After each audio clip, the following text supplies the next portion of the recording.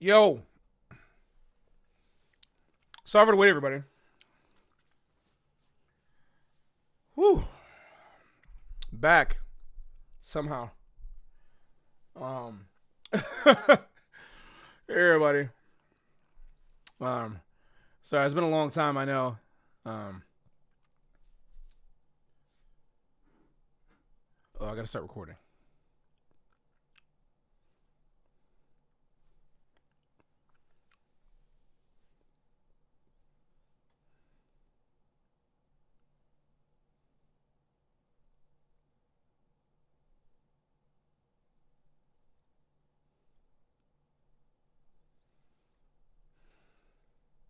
It's been a long since I streamed. It's been a long time. So I'm like looking at chat, trying to make sense of what I'm looking at. So Flamenco, Piggy, Sonic, Moku-san, hi. 始まったよ。ちょっと遅くなりましたけど、ごめんなさい。今います。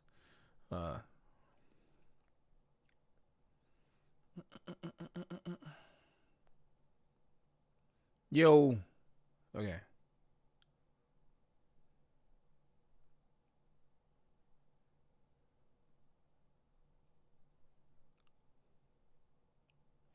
Lucas, what's up, Isaac? Man. Oh, you've been experimenting. Thank you for the comment on the glasses. You experiment with frames lately too. It's great. Keep experimenting. Trip overall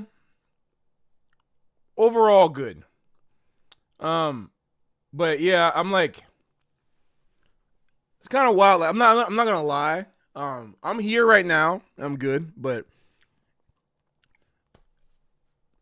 so have y'all been noticing? Because I was in Japan touring and also in China, so I couldn't really use the internet. Then Taiwan on vacation. I've been kind of off social media for a while. At least I haven't been posting. And like, sorry to everybody who's been missing the updates and stuff like that. But I've been kind of enjoying. I've been enjoying it, but mostly because I really needed it. I've been needing it recently. This is black coffee, by the way.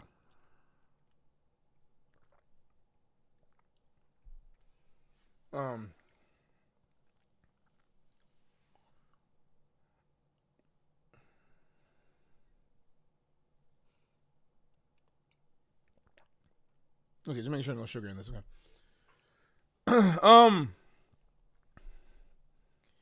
Yeah, I've been doing weird.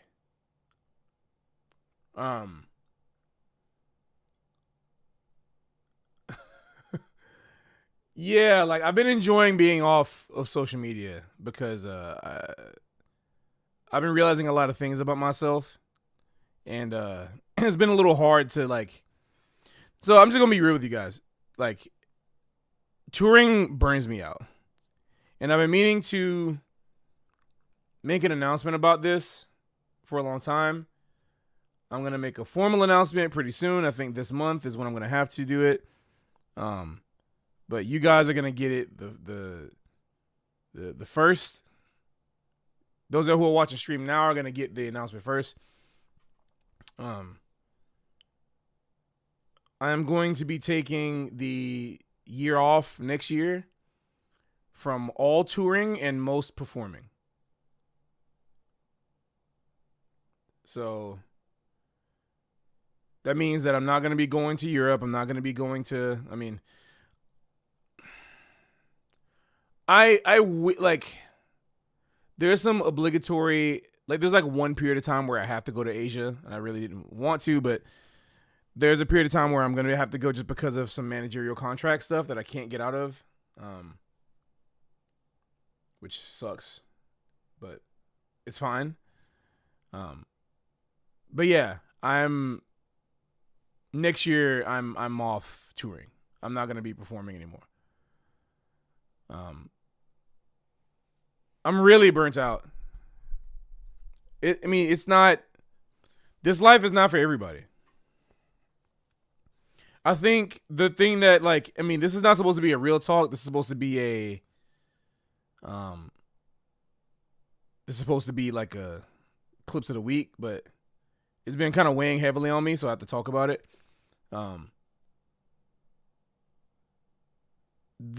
I never really wanted to do this. I've just really been good at it. This, what I'm doing right now, I enjoy. That's why I'm taking next year off, to do more of this. But yeah, like, I used to think I could be one of them. You know, the warriors, just like the session warriors, just going out and like being a boy. But I'm not that. I'm not that. I don't really fit in with those. I've never fit in with those people. A lot of people that I thought were my friends in that scene too. Like it's like if I'm not out there in the scene playing, then I'm not really, I'm not really with them. I don't really feel connected to a lot of people in general. There's like a lot of things I want to do musically that I feel like I can't do in New York. There's some people I feel like I can play with. But Japan has been a lot more fruitful for me in that way. So I've focused my attention more on that. But then I went to Japan and I played with my band. I played with Dreamweaver, and I just got burnt out from playing. And I realized that, like, there's so many, not even just burnt out from playing, but man, there's like I got a lot of trauma with Japan. I got a lot of trauma with Asia in general. I got a lot of things that are just, it was so hard for me to be there and be at peace. And I need to get referred.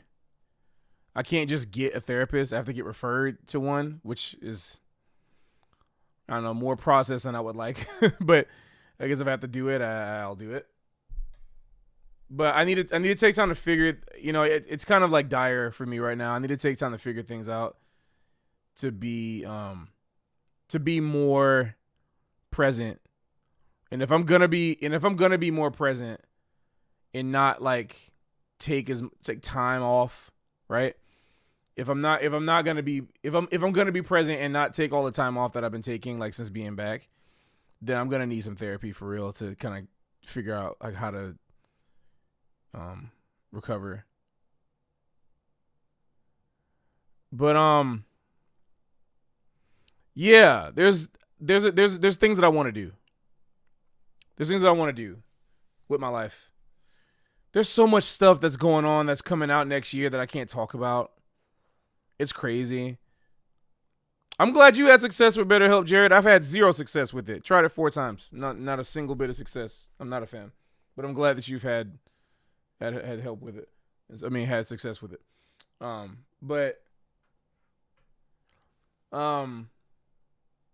There's so many cool things that I want to focus on. But there's a lot of things, to be honest with you, that take me away from that. And I feel like I'm at a point right now where I am able to do more with my brand. There's more I can do with my name. There's more I can do with my playing.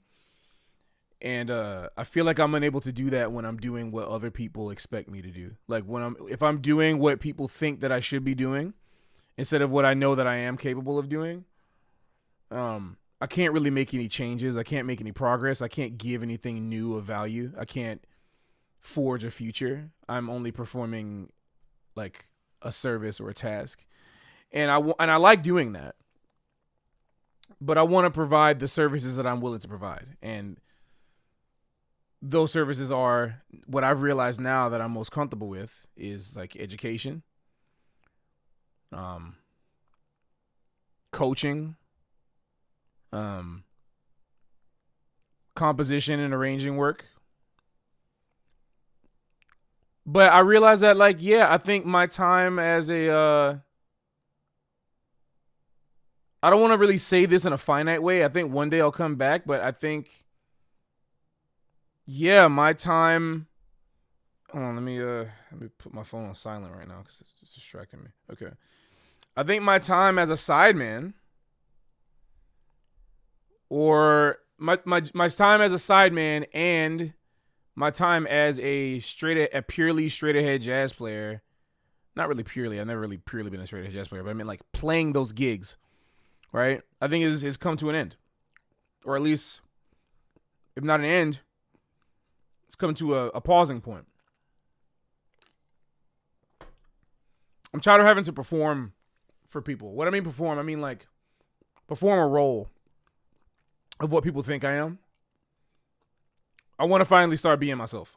I want to finally start putting out music that means something to me, and at the time that I want to do it. Because what you guys have realized you probably realized that New Vision's album hasn't come out yet. It's because I missed the timing for it, and I never had the money to put it out on my own. But during the time that I was really in, what I mean by timing is, I mean when that was the only music that I was really trying to do.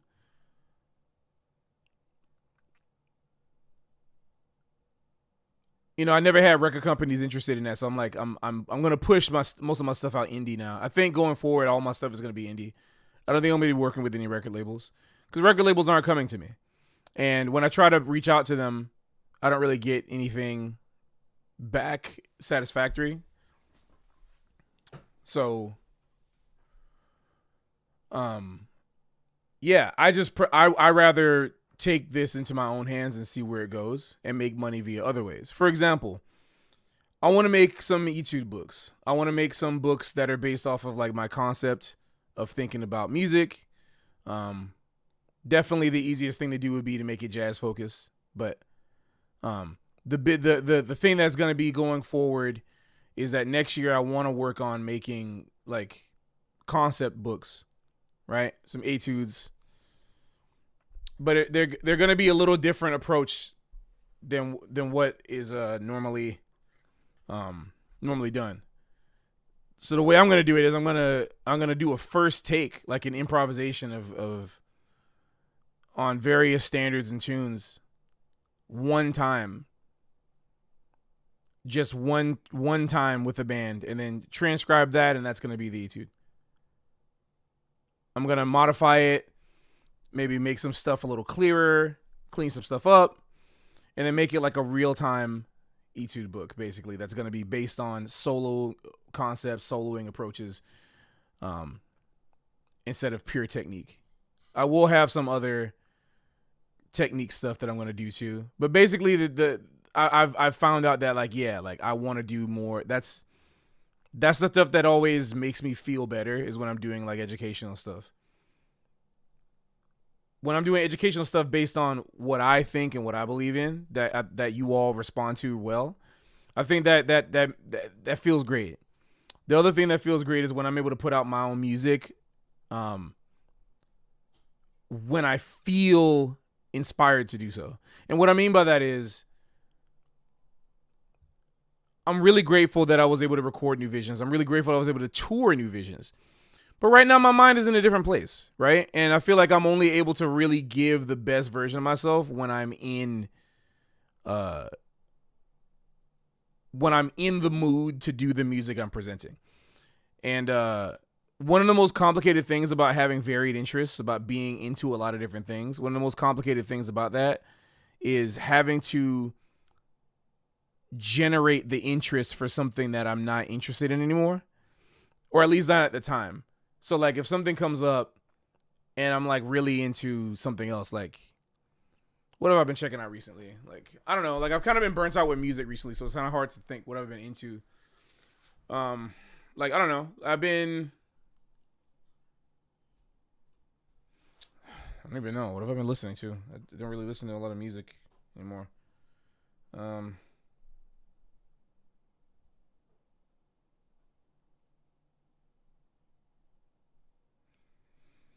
I don't know. Yeah, I mean, I'm in Salsa Cuire land still, and recently this past few days when I was showing Arson Wayne Krantz, I'm like back in Wayne Krantz. I like Wayne Krantz, you know, but I think musically, like performance wise, I'm really into just like mood music. I'm really into mood music and like kind of para electronic stuff is what I'm calling it. I think there's, you know, like acoustic electric hybrid is one way of calling it, but I like calling it para electric music is the way I want to think about it, where it's acoustic music made with electronic sensibilities. That's kind of like where my mind is right now. And that doesn't really align with anything in particular. That's just where my mind is right now. So like having to go back and generate the desire to just like straight up swing or like straight up, you know, it's hard when, you know, it's hard. You like my shirt? Thank you. Oh, like my shirt. I mean, that's kind of literally fusion. They would probably call that. Video game background music. Yo, thank you, Flamenco, for the $10. I appreciate that.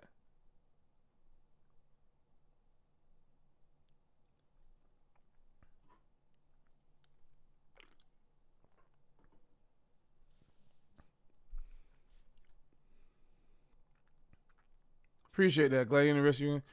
And so you up to next year? Yeah, I'm really excited. I'm really excited for next year. Basically, what ended up happening is that I ended up landing a performance job that's allowing me to, long story short, I'm very grateful because it's allowing me to, when I saw what I was getting paid for the gig, I decided to make this decision because I could have easily have like spent all of it. I could have easily have like, I don't know, maybe invested in this and that or do what and just kept working. But like, no, I realized that like I need to invest in myself. So the first thing I thought was, okay, I'll be able to like pay my rent and I'll be able to work. I'll be able to invest time in my studio, invest time in education, and invest time in making videos and making music. Finally.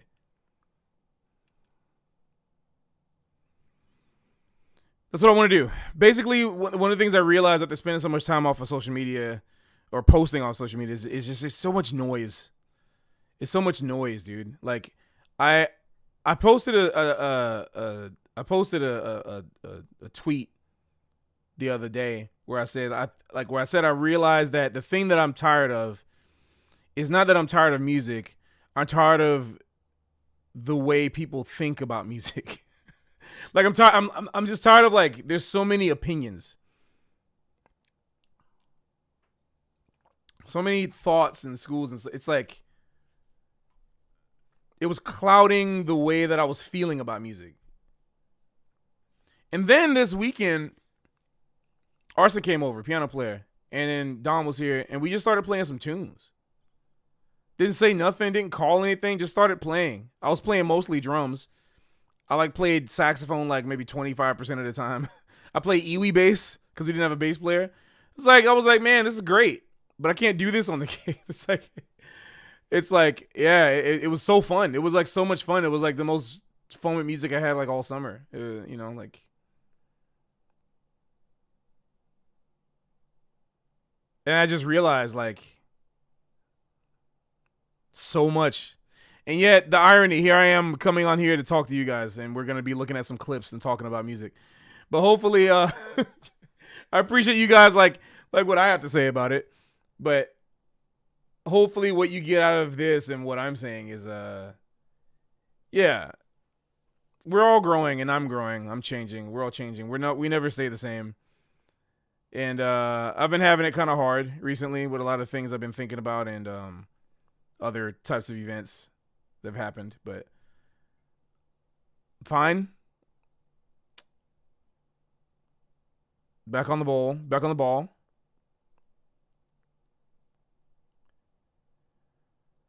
And yeah, we're just gonna keep moving.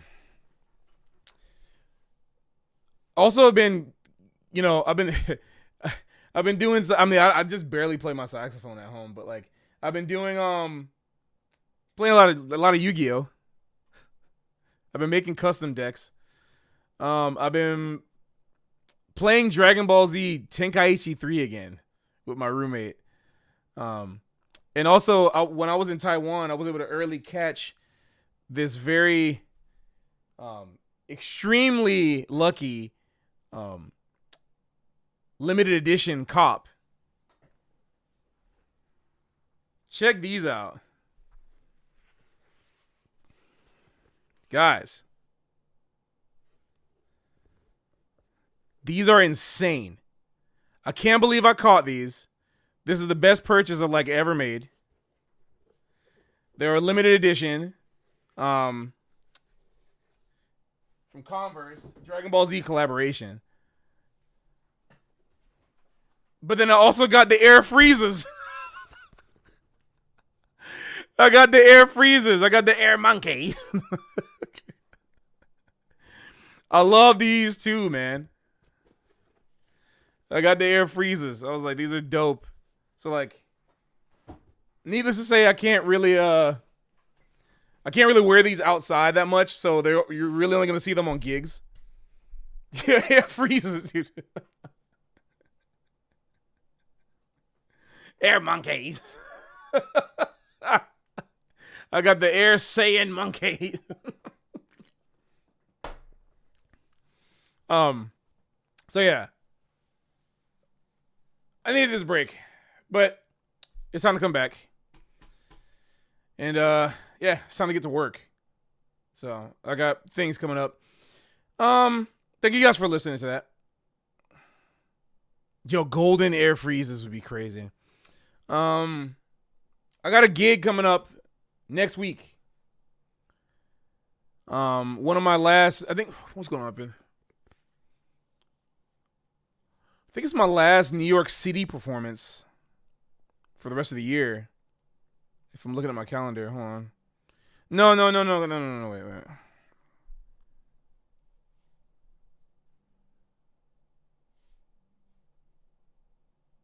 Look at my calendar.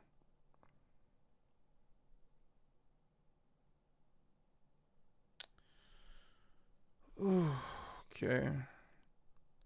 Okay, I'm playing with Steve Miller in October, but that's not my leader live.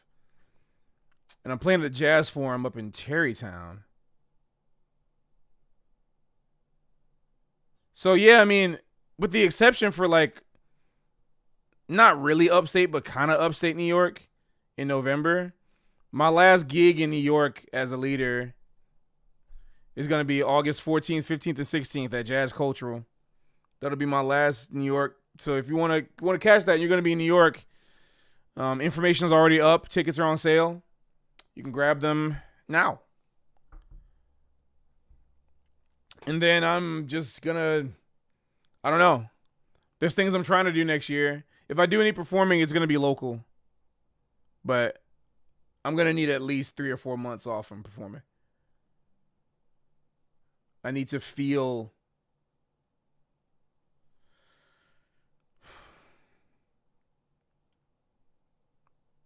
yeah. Anyway, yeah, thank you guys. Clips of the week.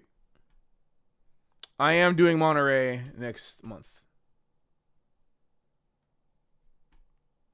If this is your first time here, sorry. Welcome. Today's show that we do on Mondays is we look at the clips that you all send me on Discord. It's kind of like a weekly news, right? Like weekly news in the jazz world. Update. What's happening out here, even though I'm not really in it anymore. Let's look at it anyway. And also maybe some, what you guys are checking out. Memes. Everything. And I'd like to start off with something light. Hey. Are we going way back to a month ago? We'll go back. I don't know how far we'll go back, but we'll definitely go back. You guys can repost stuff if you want.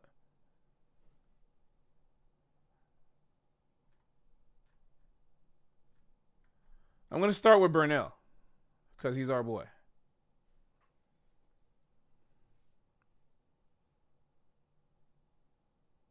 You're seeing me there? Yo, that's hype. It'd be great to see you. Or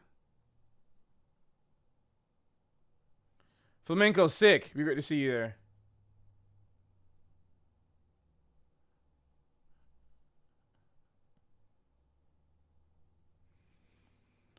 Do you think I'll be doing another round of video lessons at some point in the future? But I can't promise this month. I mean, like, I'm just like, Dude, after next week, man, I'm already dreading it. Like, just because of how much, like, not really, I'm not dreading it, but just like getting on a plane. If I could just teleport there and then start the tour. I'm going to be in Australia. I'm going to be in Oceania for a month. We'll be in New Zealand first. That's right, everybody. I will be in New Zealand. Its concert finally was just announced. Playing with the local band there. I'm doing a gig in New Zealand first. Then after that, I'm going to be hopping over to Australia to continue the tour. With James Morrison, legendary James Morrison, who called me, which is the reason why I'm getting the opportunity to be over there. So this is going to be really cool. Really looking forward to that. What's up, Mina? Gig at the Servo. Absolutely. Yo, Julianne. Hello, Julianne. I will not get grog because I don't drink anymore. Thank you very much. But yeah, it's gonna be nice to finally experience. Well, what's gonna be weird to finally experience is the fact that I'm gonna be packing my winter coat in August. It's the upside down. That's gonna be the weird thing to. Yeah, and I have to remember that. I'm gonna have to pack my winter coat in August. It's gonna be whiplash when I come back. But yeah, Australia doesn't exist. I agree. No, I don't agree. I can't say that. Thank you, Julianne. Send more Hyrax reels as much as possible to keep me warm. Yeah, it is literally the reverse. And it is much wah-wah as possible. Somebody can post a Discord link. Or just click the one in the description. Yeah. Thank you. All right. Let's see what Burnell talking about today. I'm going to make sure the desktop audio is good. I don't know if y'all can hear it. I can't. Oh, unmute. Okay, clearly y'all can't hear it. I need to change it.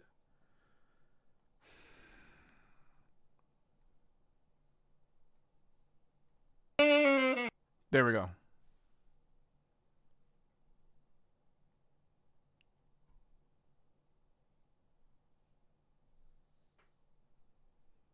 Thank you. Thank you, Juliet. It's trippy that you're wearing shorts and a t-shirt outside there during Christmas. Yeah, exactly. You can hear it. Yeah, I can hear it now too. Man, them old school. All right, come on, Burnell. What you talking about? Man, them old school jazz tenor players used to really play like this. And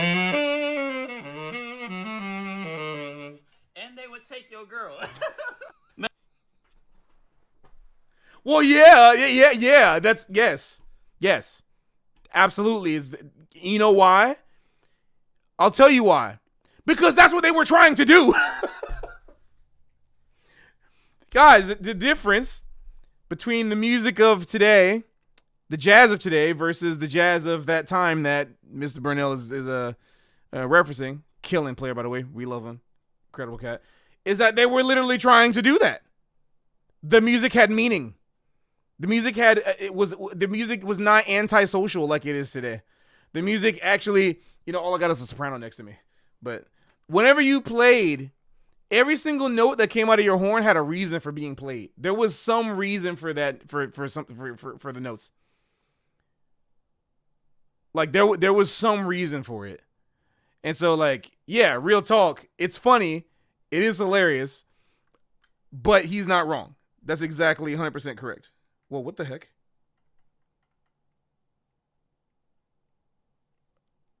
Oh no, there's a rod that fell out of my saxophone. What the heck is going on here? What? Luckily, it's a key that I literally just do not use at all. But where the heck did it go? And there's no way for me to know. Oh boy. Okay. Oh, thank goodness. Okay. It's still here. It's just it got pushed all the way to the for some reason it just got pushed all the way to the top here. That one right there. I just got to screw it back in.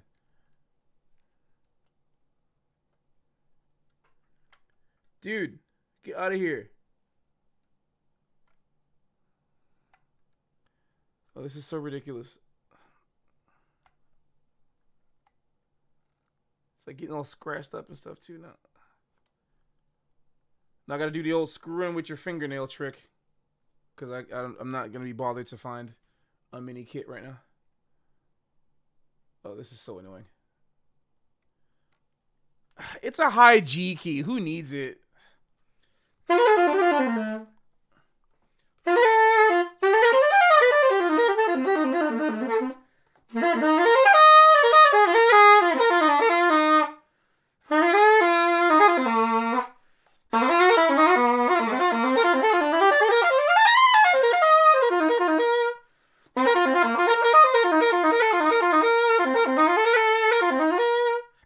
Yeah, this has a high G key.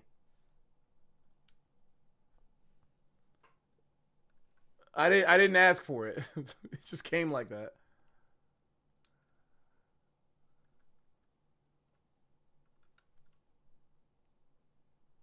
But yeah, anyway, he's not wrong.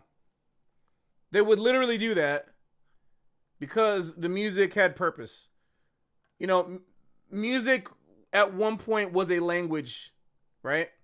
And you could still say that it is, but it's akin to studying ancient Greek versus living in ancient Greece.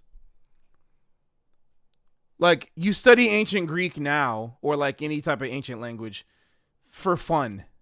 You study it now just for fun. You're not using the language to get anything. You're not using the language to communicate anything with really any person. The only people you're going to be communicating that with are other people who speak ancient Greek, and it's only going to be in an academic setting. そうです。モクさん、これはソプラノです。これは石森のソプラノ。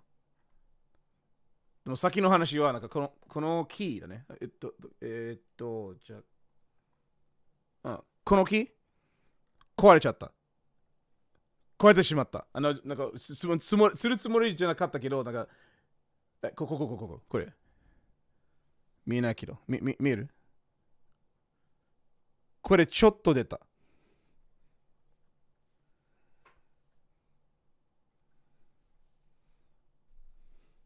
Bird is Hercules.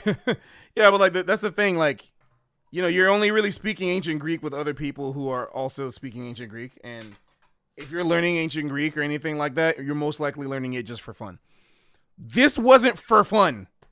Okay? Like, this was not just like, I like this because it's aesthetically cool. No, like, music was life. They played that way in order to get the honeys. That's why they did that. That was exactly why they did that. It was to attract, and if it wasn't for the honeys, it was just to attract people in general. It was just the fact that I'm playing a pleasing sound. We're really sterile these days, and there's a lot of things we can't talk about because again, it's like music. Listen. Suggestive themes got power crept in music, right? Like, you want to talk about power creep? I love thinking about power creep. That's how you know I'm playing so much Yu-Gi-Oh because we're talking about power creep. Like, power creep got so bad in music, like towards the like 60s and 70s and stuff like that. Like, from that point, when you started seeing like raunchiness power creeping, like it got to the point where like gangster rap and modern R&B and hip hop and stuff like that is so bad that this type of music has lost its meaning. Like, parents are comfortable sending their kids to high school band national competition at 15 because it's way better than that rap stuff, right? And that's the thing that like that's why everyone needs to read history, bro. Everyone needs to study history. Go, like, if you want to connect with this music and wonder what's missing, it's the context that you don't understand. It's the fact that this was gangster music. This was sexy music. This was music that was played by people that were doing all sorts of crazy illegal stuff that we wouldn't even dare to try these days because we realized how bad it was, and that's why it's all illegal now. Or people, or not just that. It's like it's socially been written out. It's been banned. There's a ban list, and it was socially written out of the ban list. Right? So we don't have that context anymore. So we think it's all just PDFs. Well, funny enough, yeah, I mean, there were a lot of those, the colloquial, if we talk about the slang term PDF, yeah, there's a lot of those back then, too. Terrible. But I'm talking about PDF packages. You know, like, that's where we're at right now with the music. But, like, there was so much in this music, right? Like, I love that Breno made this video. Because I hope people will take it seriously. I mean, they probably won't. People probably won't take this seriously. But it's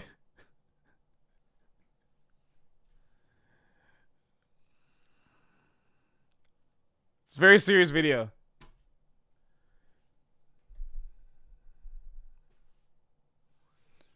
A bit later, can you maybe talk about Ishimori? This is, well, all right.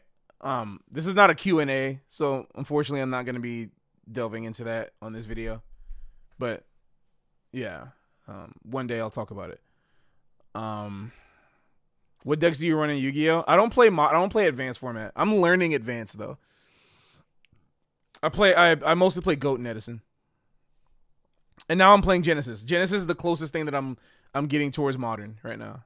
So that's the closest thing. Hey, ohayou gozaimasu. Yumi-chan, ohayou gozaimasu. Ohayou.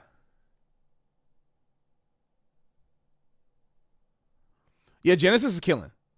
And that context now exists somewhat in the local underground music scenes, but it's also a complete shell of what it was. So you mean like when you say underground music, do you mean like underground jazz? Oh, you talking about there's more context you're talking about right now. Reading what Sidney Bechet used to do when he got angry makes me not afraid of my Yeah, that's the point. You get it. But no, you actually get it. Yeah, but yeah, that's what I mean. Like it migrated. Right? Like the types of thing, the communication migrated. It changed into a different genre, the way we communicate, you know. So anyway, yeah, it's a good thing. That's a good way to start off. We can maybe make another stream about that, like actually talk about that another time.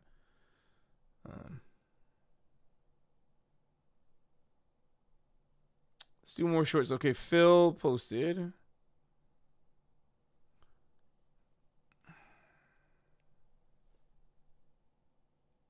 I'm so curious as to the history of how jazz became music for rich people. I talked about that in another stream actually a few months ago.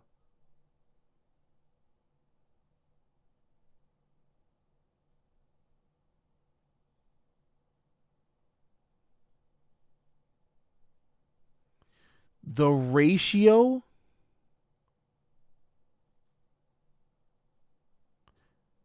Wait, Pat, I recently got this Chrome extension that lets you see the dislikes on YouTube videos. The ratio on after you've gone is crazy. What does that mean? What is the ratio? Of like how many people don't like it? That's fine.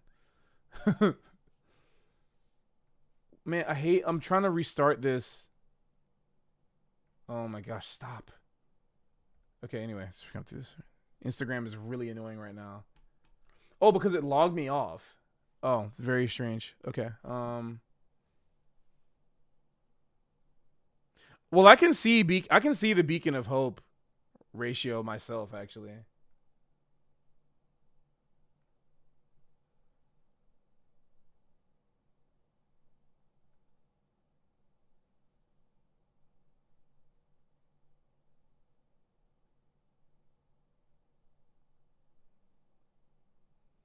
Wait, they even turned it off?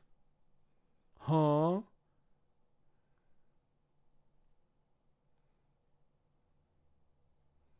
It's like they turned it off.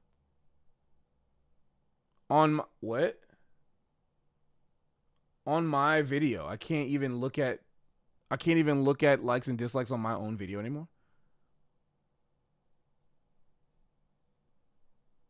What?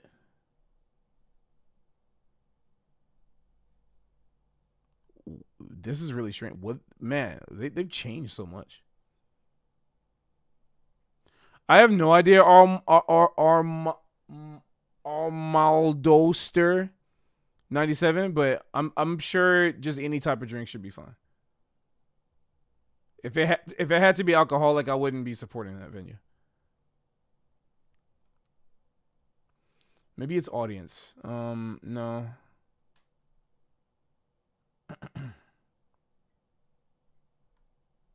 This is so strange. I can't see the likes anymore. I can't even see regular likes. Forget even dislikes. I can't even see likes. Whatever, I'll look at that later. This is really strange, though. I'm glad you brought it to my attention, though. This is very strange. I have no idea why I can't see anything here.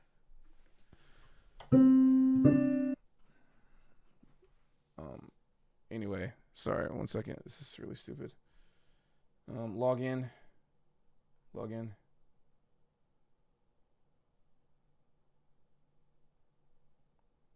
Save info. Okay, now I should be able to see it. Okay, cool. We're back. All right. Why is it starting again? Why did it start?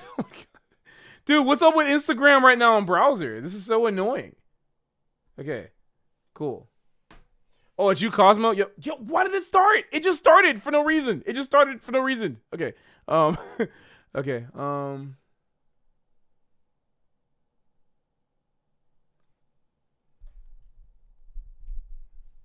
Sure, it's very nuanced, but yeah, just weird to see.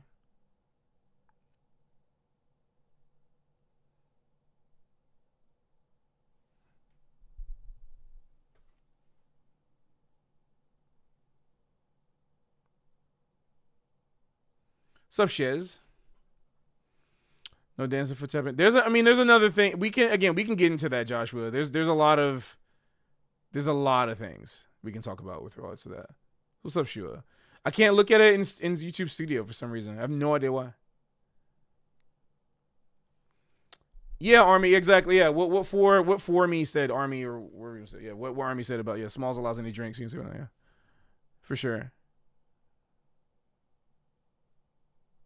There's 6 guys who dislike Beacon. Okay, it's fine. I don't really care.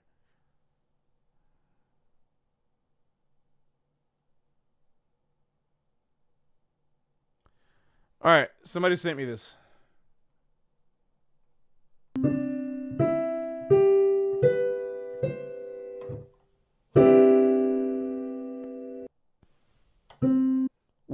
What am I supposed to react to? The comments?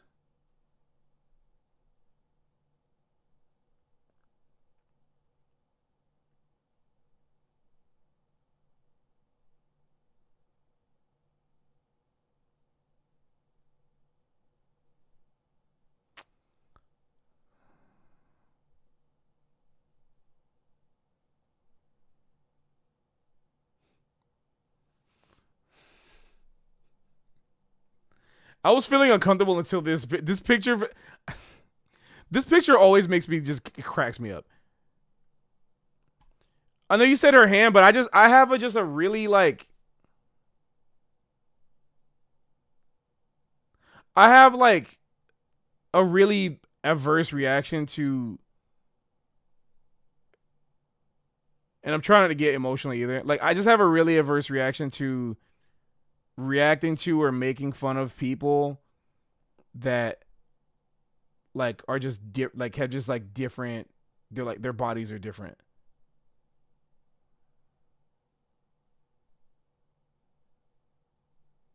It's not that I don't notice it. I just don't want to bring attention to it. I just feel weird. That's just me.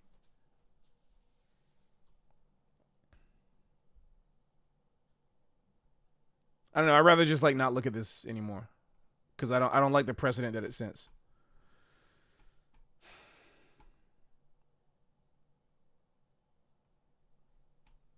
Sorry, it wasn't her. It was just like when I opened the comments, I just knew what the comments are gonna be like, and I just Just don't like that. What's up, Loretto?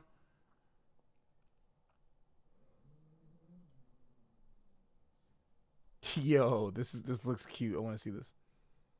Yeah, Hamster no Jazz Bando. Let's go.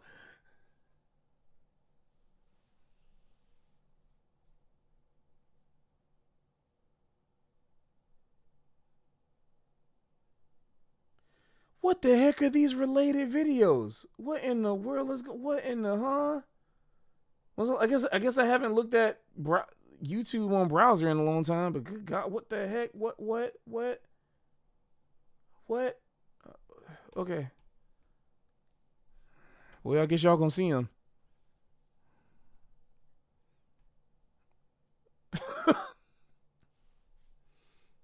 Okay. These are normal because these are just all I'm like looking at these days. But are goblins real? What is this? Anyway, Hamster no Jazz Bando. Mimashou. Oh, I've seen gifs of this. I've seen gifs of this, but I've never actually seen this actual video before. I don't think.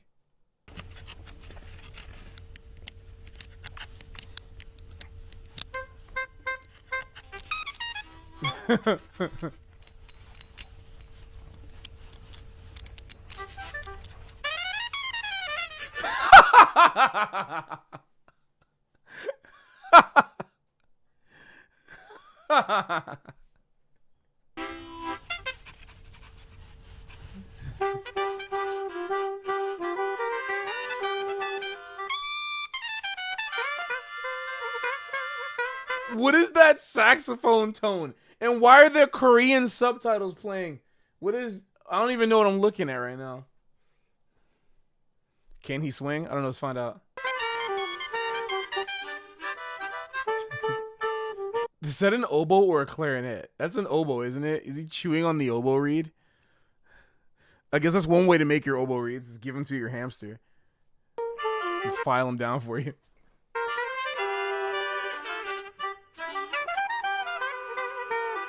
This tone sounds like a pitched up alto to sound like a soprano, but it also sounds like a sped up slow soprano that was playing really, really slow, but sped up to it. Like, I don't know how to describe it. So small, can only eat one popcorn. Yeah. He eated popcorn. Must be hungry. I know ball. But yeah, listen to this. What is that? That tone makes me want, like, hope it's not AI. That tone makes me want to, like, when is this from?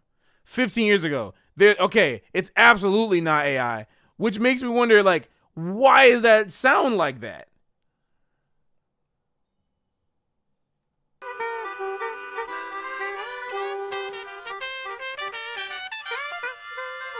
Dude, what is that tone?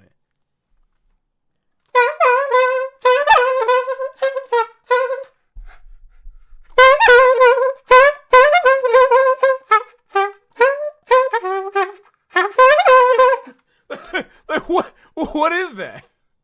What is that?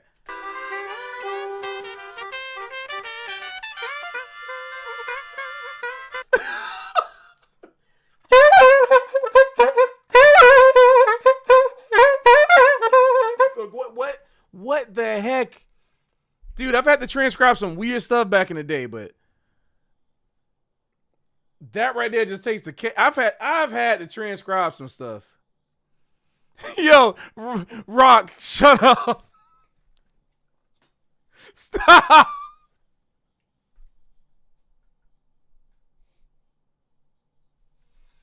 Rock, stop. Rock said, to be fair, it does sound like if a hamster plays a saxophone. Bro, stop. Stop making sense. Stop making sense. Ray, oh my God, yes, that's what it is. The sax sounds scared. Yes. Japan is turning hamsters into saxophones using piezoelectric reeds. Nah, this is not the new sound. Am I just tripping? Am I just tripping?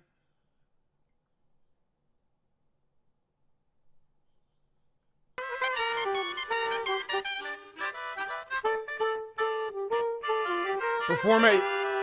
What is this message? What?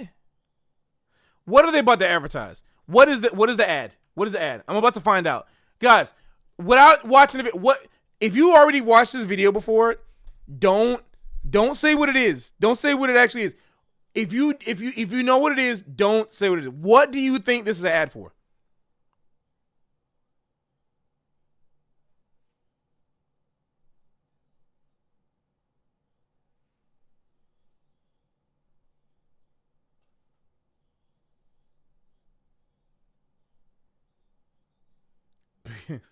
Gotta be a drink, water ad.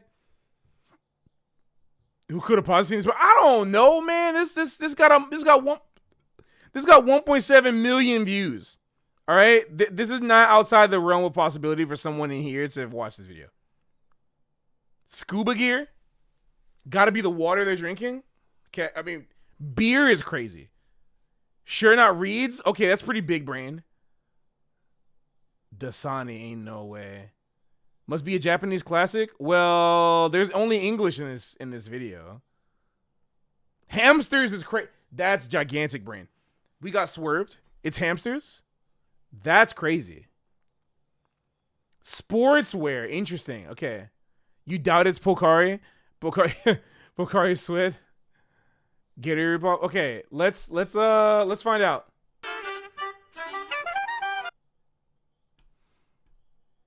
You guys are right.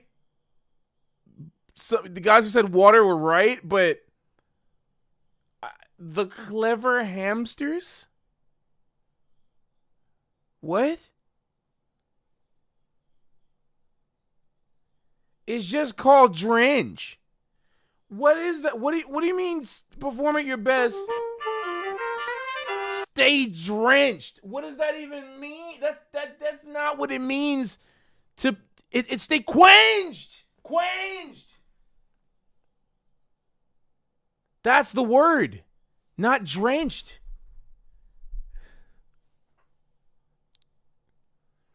What does that mean? What does it mean to stay drenched?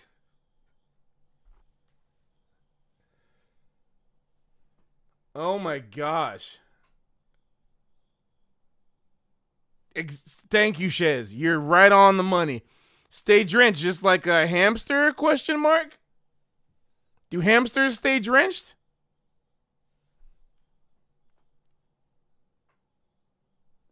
You got a Joey Chestnut, the water. Okay. Hold on, guys. If there's something, we'll get drenched. Who thought of this? Matter of fact, wait. I want to see. What's the name of this water again? Stay drenched. Drench spring water. Drench spring water. Is it still a thing? It is absolutely still a thing. Wait. Oh, it was discontinued.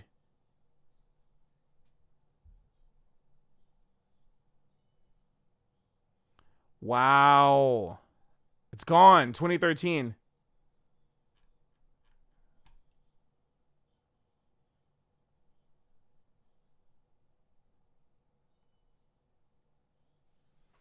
Drench review.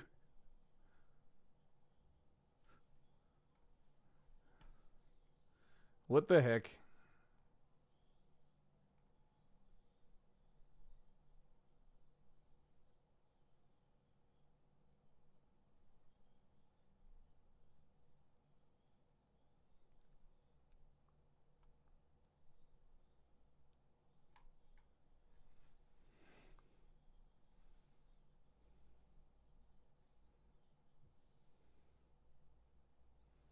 Let's watch some Chris McCarthy.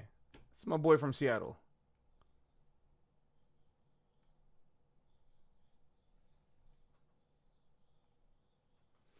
Donnelly right hand, Anthropology left hand. Sounds like Kazuo Umez. God's right hand, devil's left hand. You guys know that horror manga? I don't know if you're into horror, but anyway, let's check out this madness. Oh, and it's in the different keys too. Oh my gosh.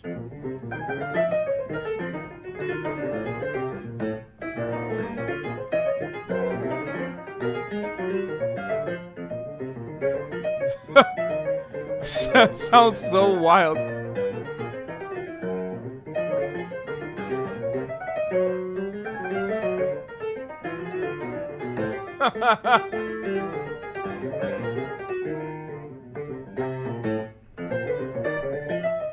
This is some Chris McCarthy stuff.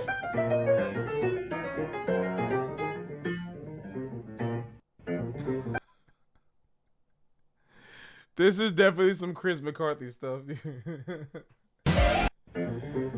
Yo. That was crazy. Makes me seasick is crazy.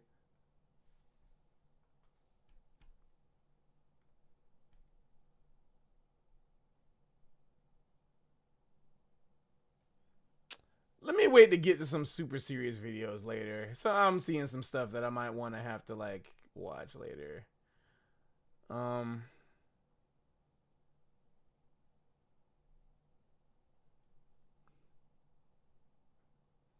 Ooh, but that's actually a video I might want to watch though. Nobody has ever taught you how to swing. It's a very interesting concept for a video. That'd be interesting checking out. What is this? Clowncore? No, but it looks like it. It's definitely not. All right.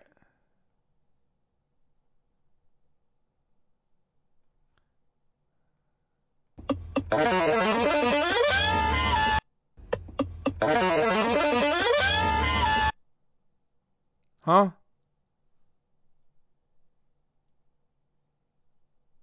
What was that supposed? Is this Ryan? Wait, is this Ryan? Yeah, it is Ryan. Okay, that's what I thought. Okay, it looks like Ryan. Looking something. I was like, okay. No, there's more. What do you mean there's more? Where is there more? Oh, it just kept repeating. Oh, it kept repeating for some reason.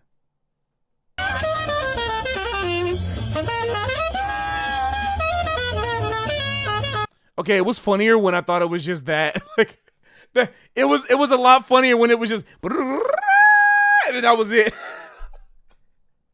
It was a lot funnier. Now it's just serious.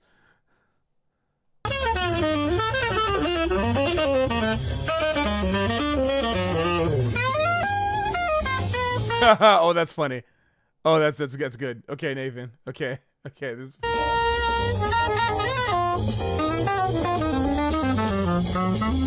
Are they just listening to a play along in the car? That's so funny.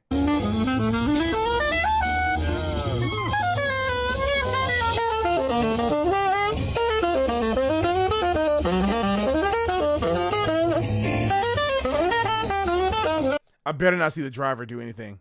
There better be like a stop. There better be like a stop. It's a Waymo? Oh, couldn't be me.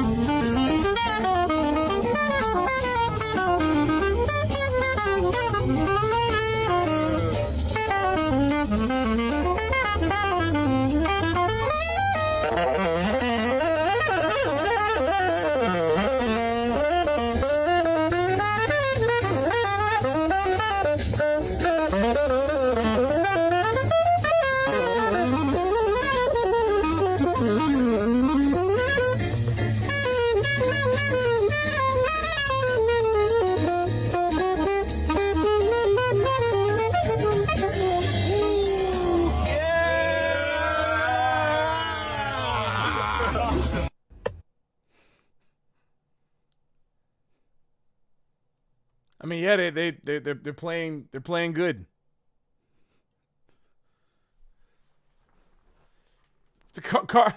I don't know what my reaction is to that. Good job.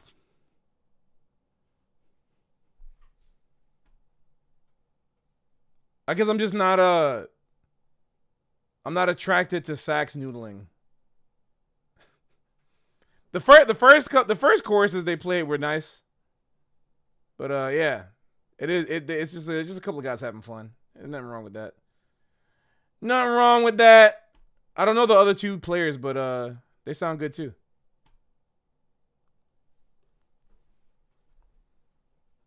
I'm really surprised at Nathan's improvement and growth over the years. It's like that was really nice to hear from Nathan.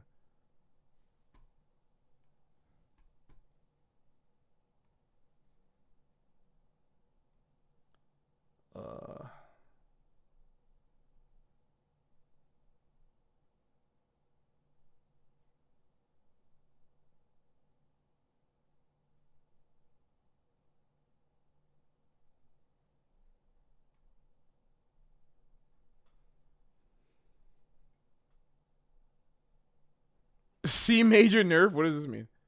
Other two are Berkeley cats. Cool. That's awesome. Well, they keep doing their thing. They got a nice future. They sound good. What is this? C major nerf. Have you ever played with Julius? No, I haven't, but I'm very familiar with him and his education, his teachings. And he's a great player, but also like how much he's done for his kids is amazing. I mean, there's like multiple generations of people who've gone through him, so I have a lot of respect for Julius. I think he's awesome.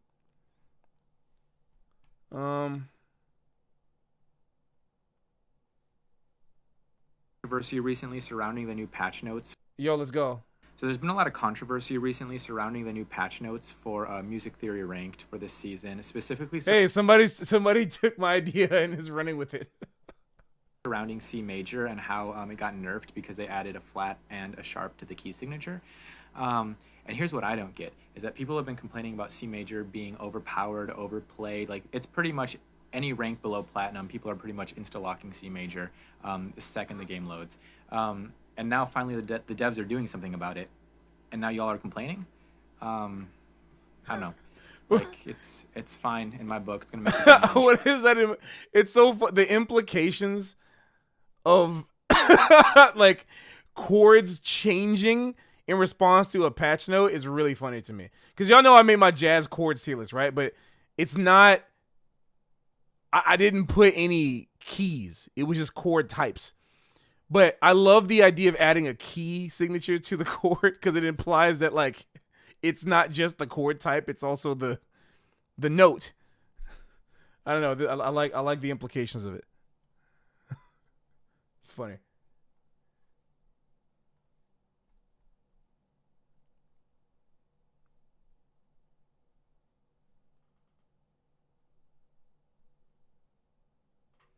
Nihoku no Smozu de Merido to session shitara and it just cuts off. I can't see it. Oh. More Phil. What you got for me?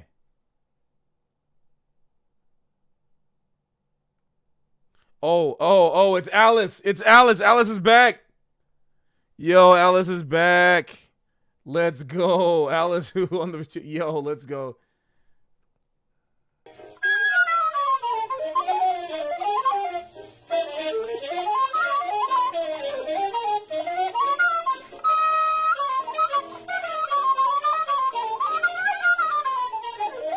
Yo. Let's go.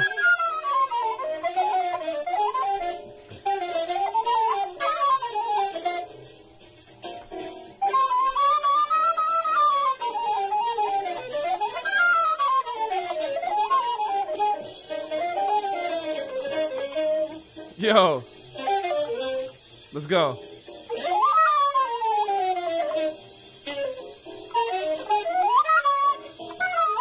Bro, my brain cannot comprehend the amount of like inputs and cheat codes and stuff you gotta like that you gotta do. Like I can't comprehend. Like just like every time, like from the first time I saw like what's his name, Benoit Salve. I forgot his last name. We used to call him Suave Benoit, but yeah, ever since I saw him do like the Michael Brecker recorder solos, I was like, my brain can't comprehend the way the fingers move to like get like I just can't comprehend it.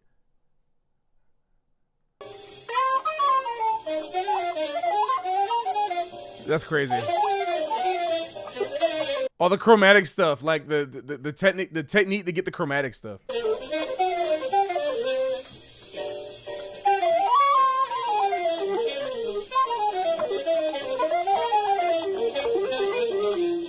Yo.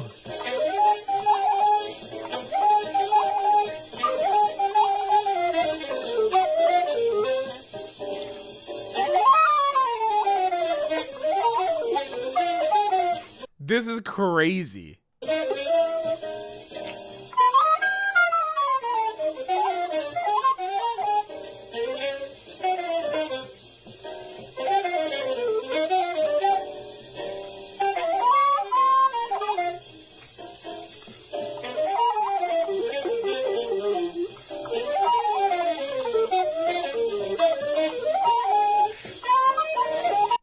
Oh, he's doing. She did Miles' solo too. No, she said no discrimination here, guys. That we're doing all of it.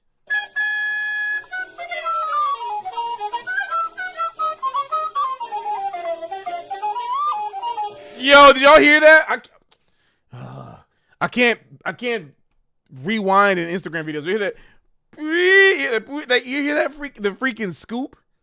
That was crazy. Wow, doing the piano? No way. She's not. She's doing the whole. She said, I'm eating the whole chicken. She said we getting the gristle and the bone and the marrow. We eating all of it. We not leaving no meat on the bone. It's all getting consumed. She said, yeah, that's it. We're doing all of it. That's crazy.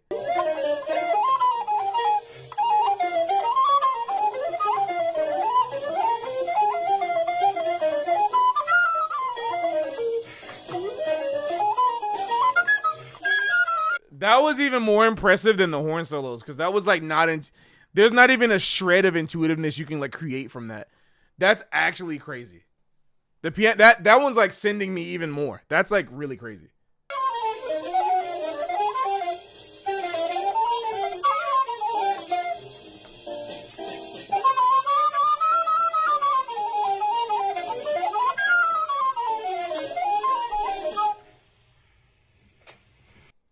Crazy. Big old props to Alice. I mean, Alice definitely been killing it with the recorder stuff. But good God, that was crazy. Wild.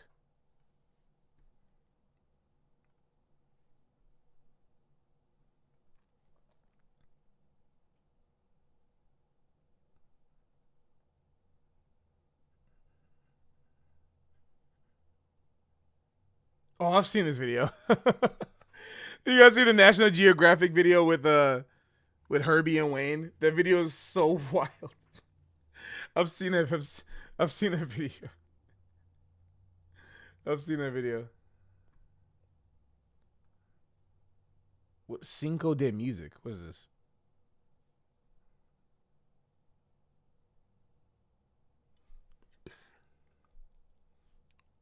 Oh, my remix of this awful explanation of music. Yeah, feel the photon. Yeah, exactly. I don't know what this is, but of music with the backbeats, with the accent on the wrong beats. For instance, I want to give our viewers an example of what I'm talking about.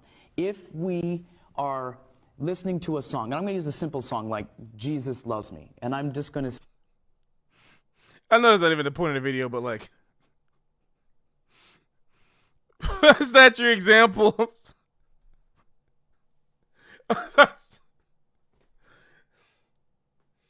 Let's use a simple song. Jesus loves me. Like, not Mary Had a Little Lamb, not Twinkle Twinkle Little Star. Let's use a simple song like Jesus loves me. Like, Say, Jesus loves me, this I know, for the Bible tells me so. The emphasis is on the one beat.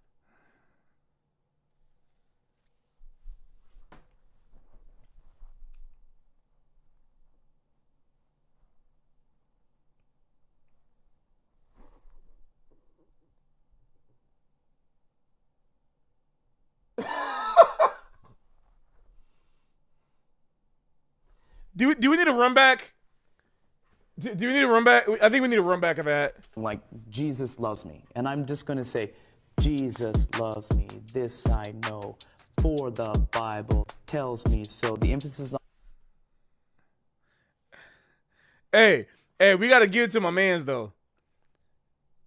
The fact that whoever made this beat was able to make the beat, quantized it.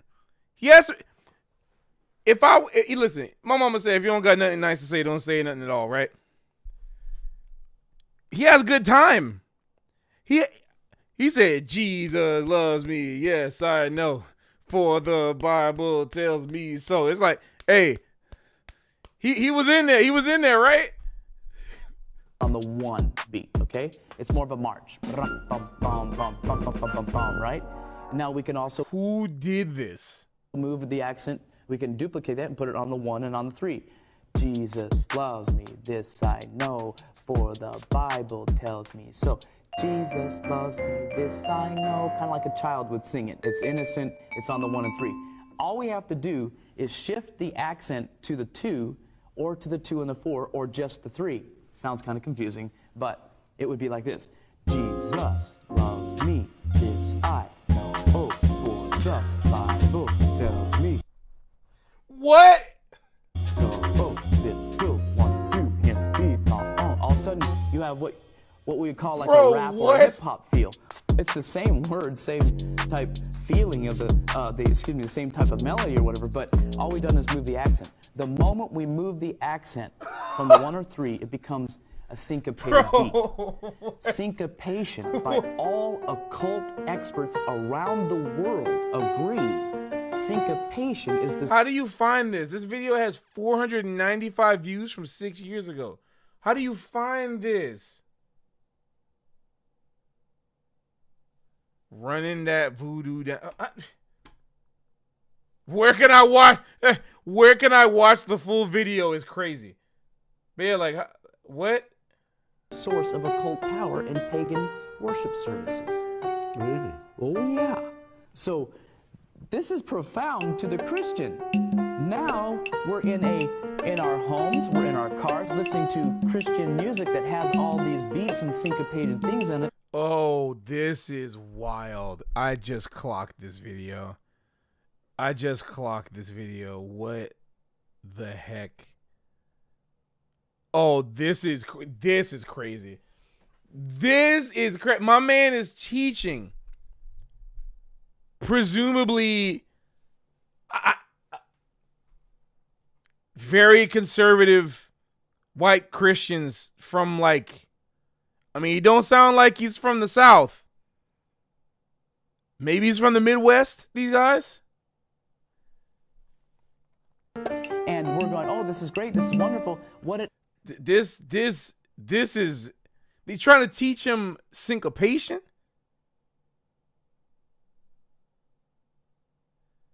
No. I don't think he's saying syncopation is unholy. It sounds like he's trying to make a case for groove, but like he's trying to make a case for groove in Christian music, because they have to be so culturally isolated that the only groove they know is associated with Like they think all groove is associated with like secular heresy or something. I don't know.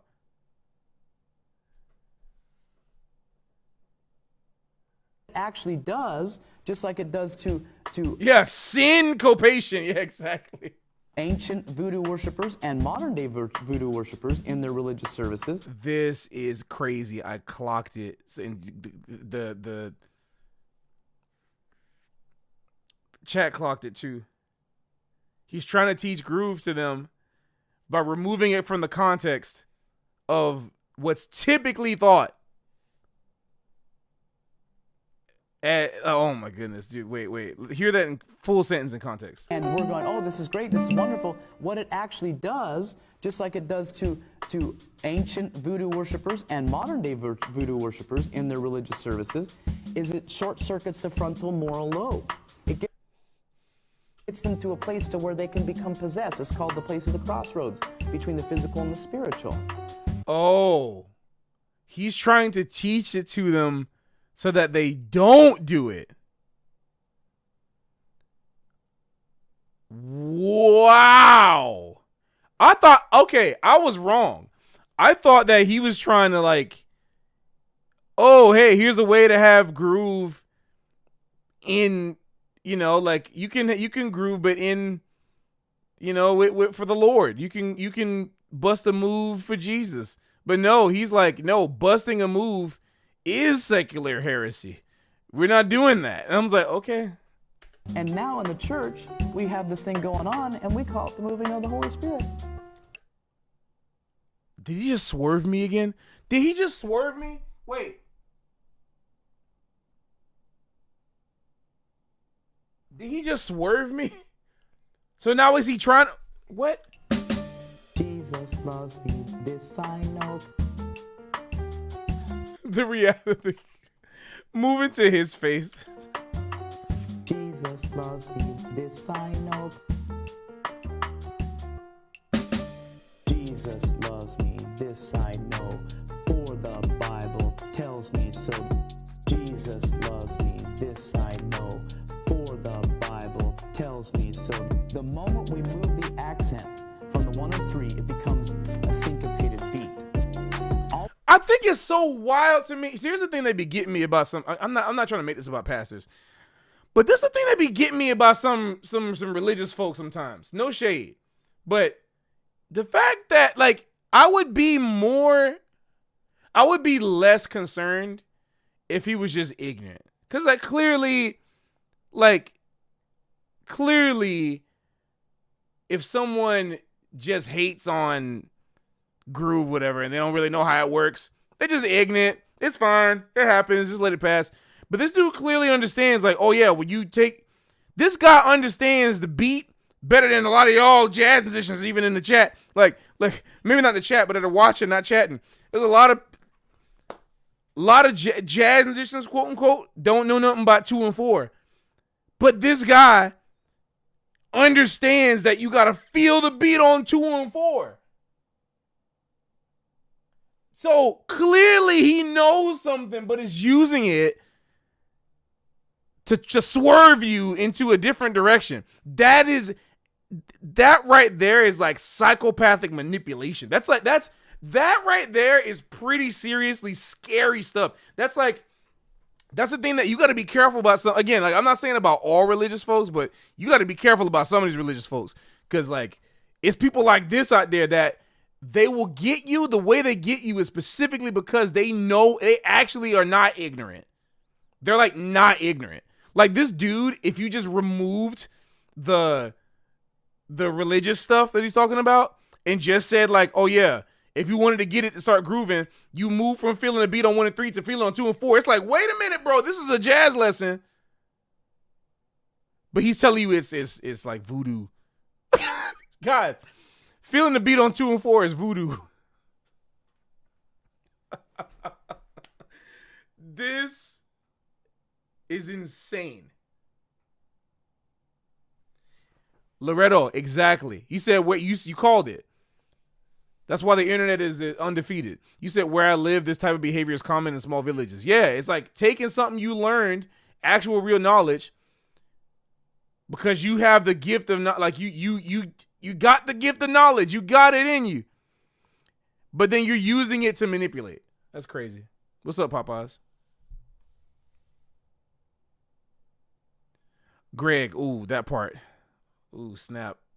Don't read Greg's comment. It's too true.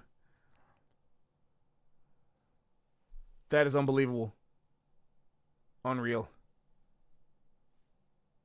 All we have to do is shift the accent to the 2, or to the 2 and the 4, or just the 3. Jesus loves me, this I know, for the Bible tells me so. Jesus loves me. Dude, this video was made 6 years ago, but this is a 16 years ago style video. This is a video from like 2000s YouTube. This is like the type of video that you would watch. This is the type of video that I would watch when I was in high school. This is like, for those in the chat that are old enough. Yeah, this is like absolutely some 2000s YouTube stuff. I know, for the Bible tells me so. Jesus loves me, this I know, for the Bible tells me so. Jesus loves the fact that it keeps going and going. This is some 2007 video stuff. This is some 2007 content. This is absolutely 2007 content. And it would have like 40 million. No, CGX, no. I don't think you were around at that time. This video would have like max 20,000 views. Back then, no. There was not a single video that had like 40 million views. There's no way. No. This video would have had like 20,000 views. And that would have been big. Like 20,000 views in 2007 meant like everyone you know has watched it. It was a different time back then.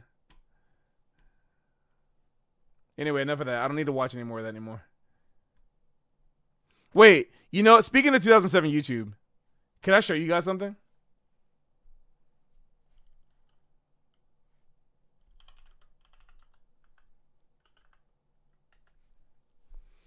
Can we watch Zamzar Bob? Speaking of 2007 YouTube. Guys, I have quite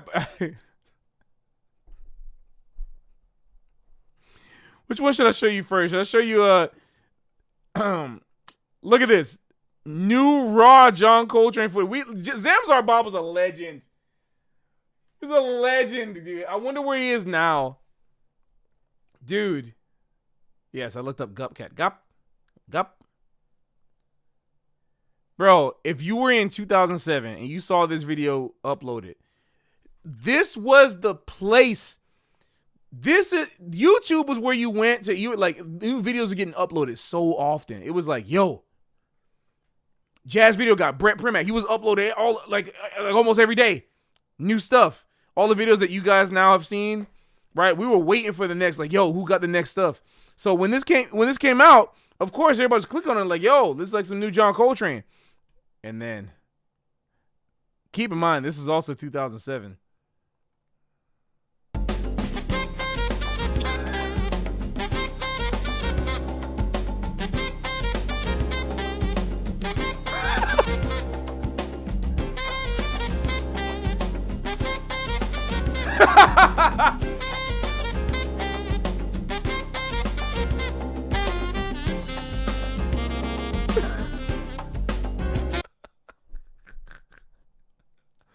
Bro, imagine clicking on this in 2007. You just ready.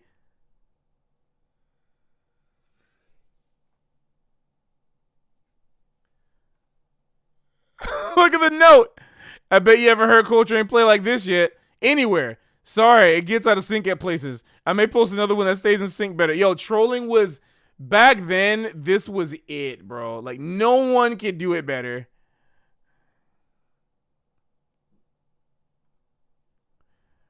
But then again, Dave, this is the real.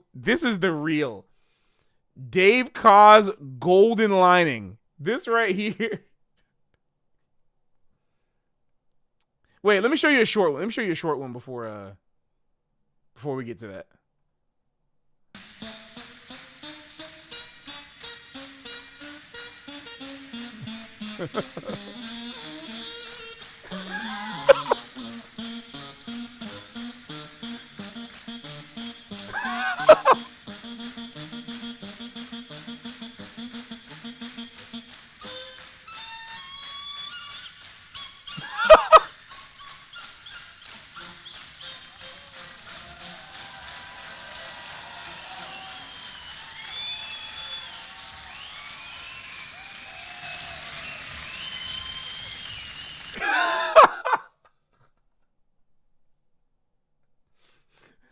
Now, you guys ready for the magnum opus? The greatest video of early of the 2000s.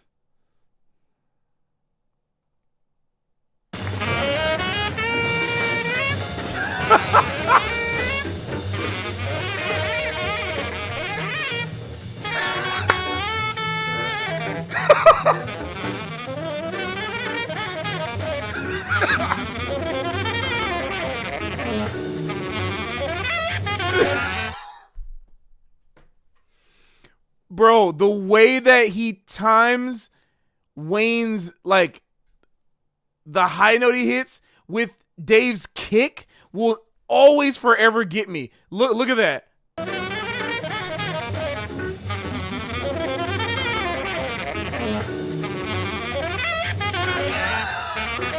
It's so good.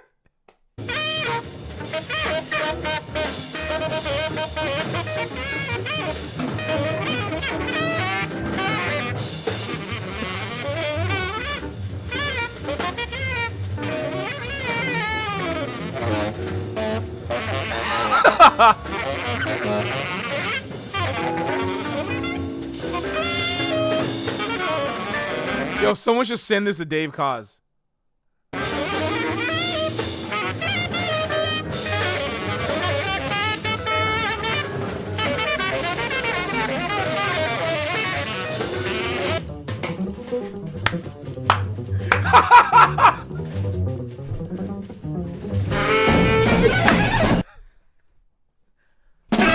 Yeah.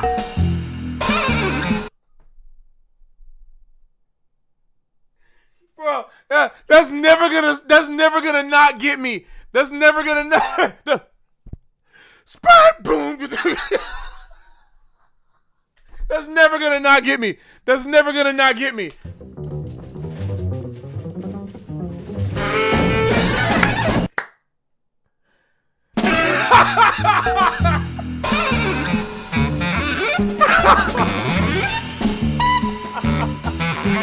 That is never gonna not get me.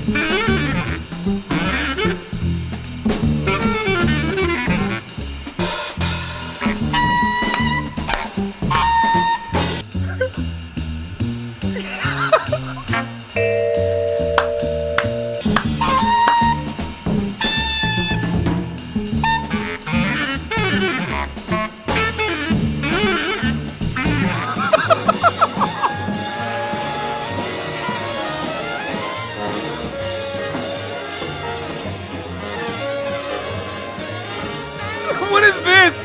What is this?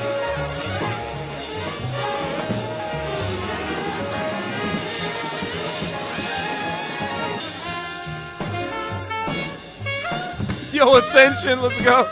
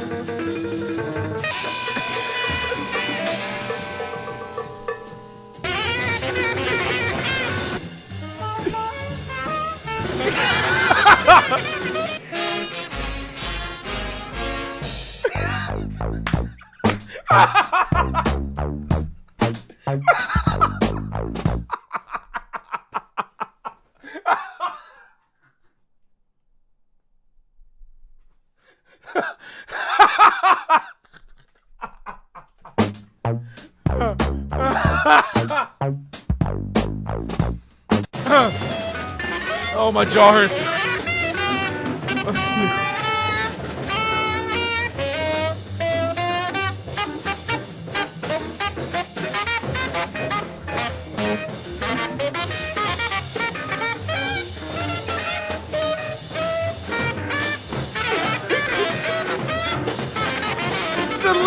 The legs! The legs! The legs!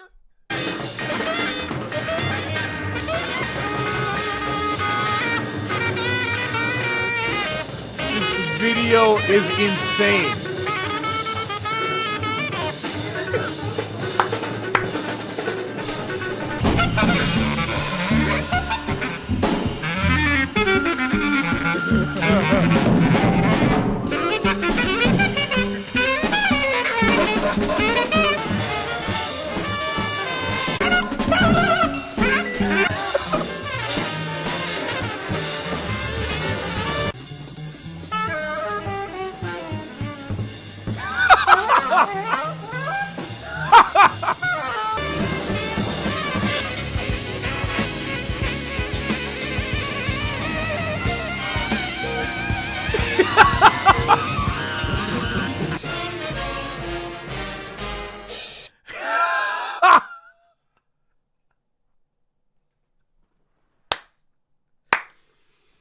You can't make it any better, folks. You can't do it any better than Samsar Bob.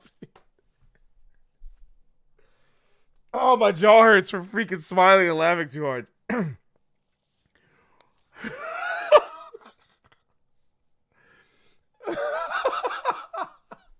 Bro. Oh my God. I just can't. Like, this is truly clips of the week. It's making me clips of the week. WEAK. Sparking Zero mentioned again.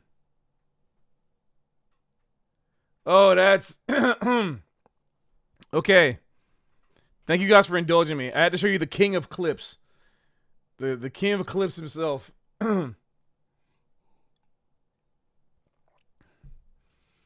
Bro. Sparking! Dude, my favorite part of the video is still that. Dude, I can't get over that part of the video. Like, I cannot get over this. This is still my favorite part of the video.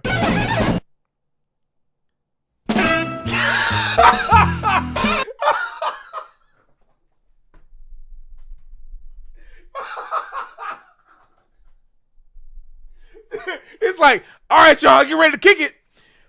They get ready to throw it out. They like, you guys ready?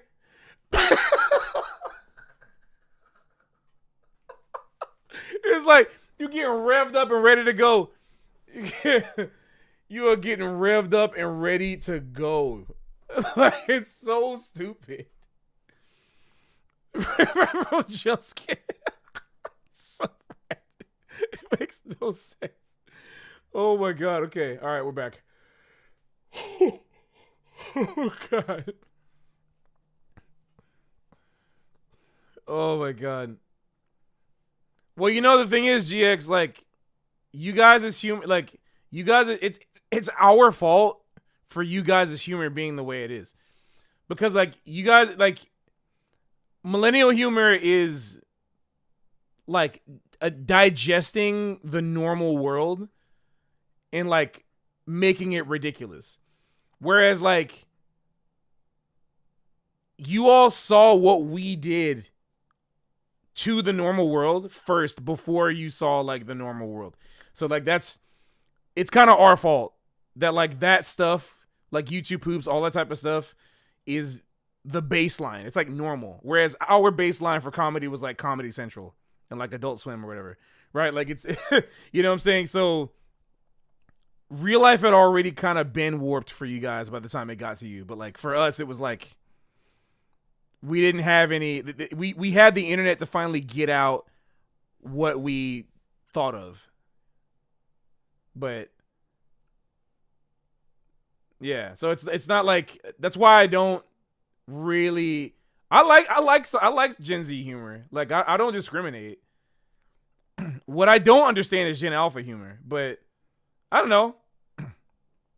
Like I don't get 6'7". I don't understand that.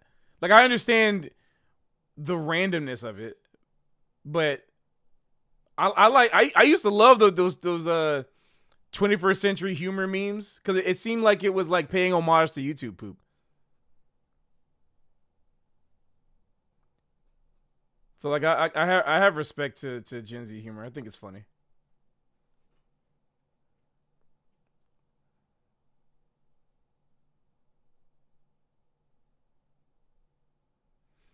Like I know I can't relate to all of it. But like, yeah, I think Gen Z humor is funny too.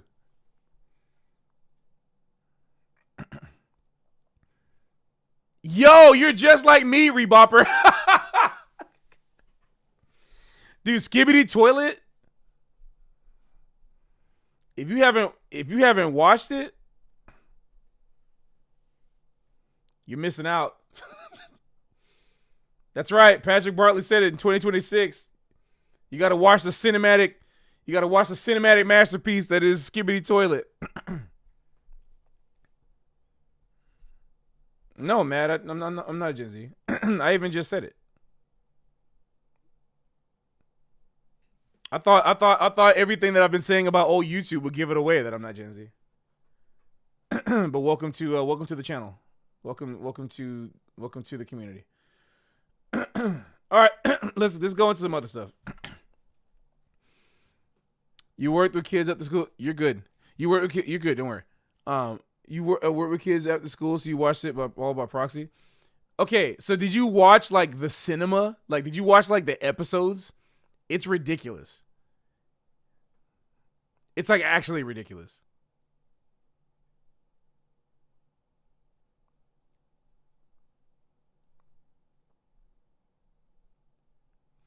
All right, let's start getting into some less comedic things and go into some clips that might actually help you guys. They made you sit down and watch. Can we? No, we're not watching Skibidi Toilet on Clips of the Week. I'm sorry, we're not doing that. You guys do it on your own time. All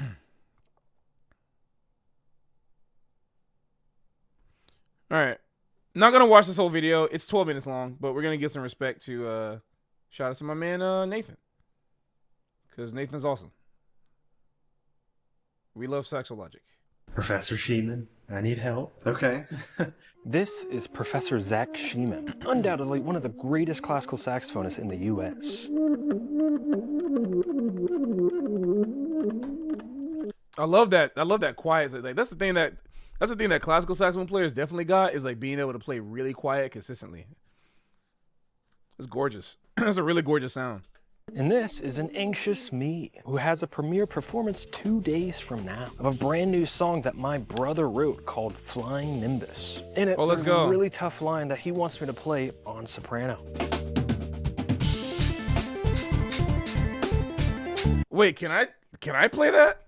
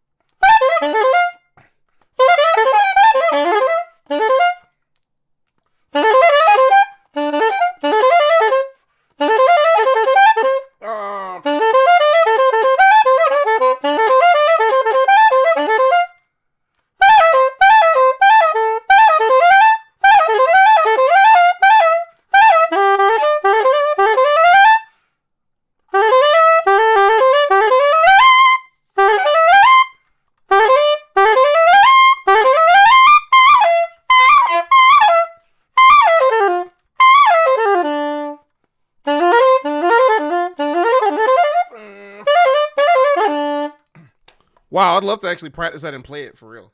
That's pretty cool.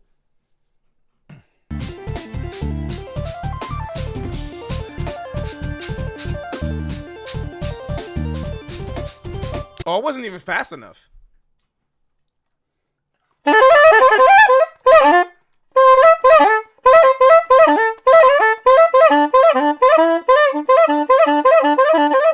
That's the hard part, is doing like D, F sharp to E.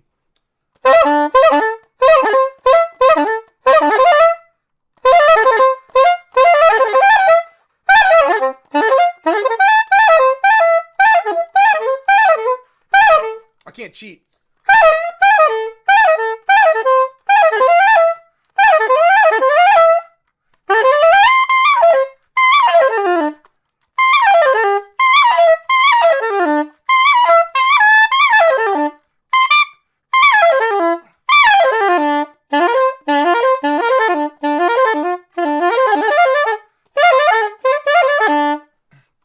Wow, deep. It sounds super cool, but it's weird to play. First off, it's a fast 7/8 melody inside of a 4/4 time signature. I don't even think of that. That is what? I'd never even thought of that. What? That's a very interesting way of what? I'm hearing the beat. I'm not like hearing the line. Maybe it's because he's hearing the line by itself. I'm hearing straight up 4/4. I mean, let me see. Is the line actually?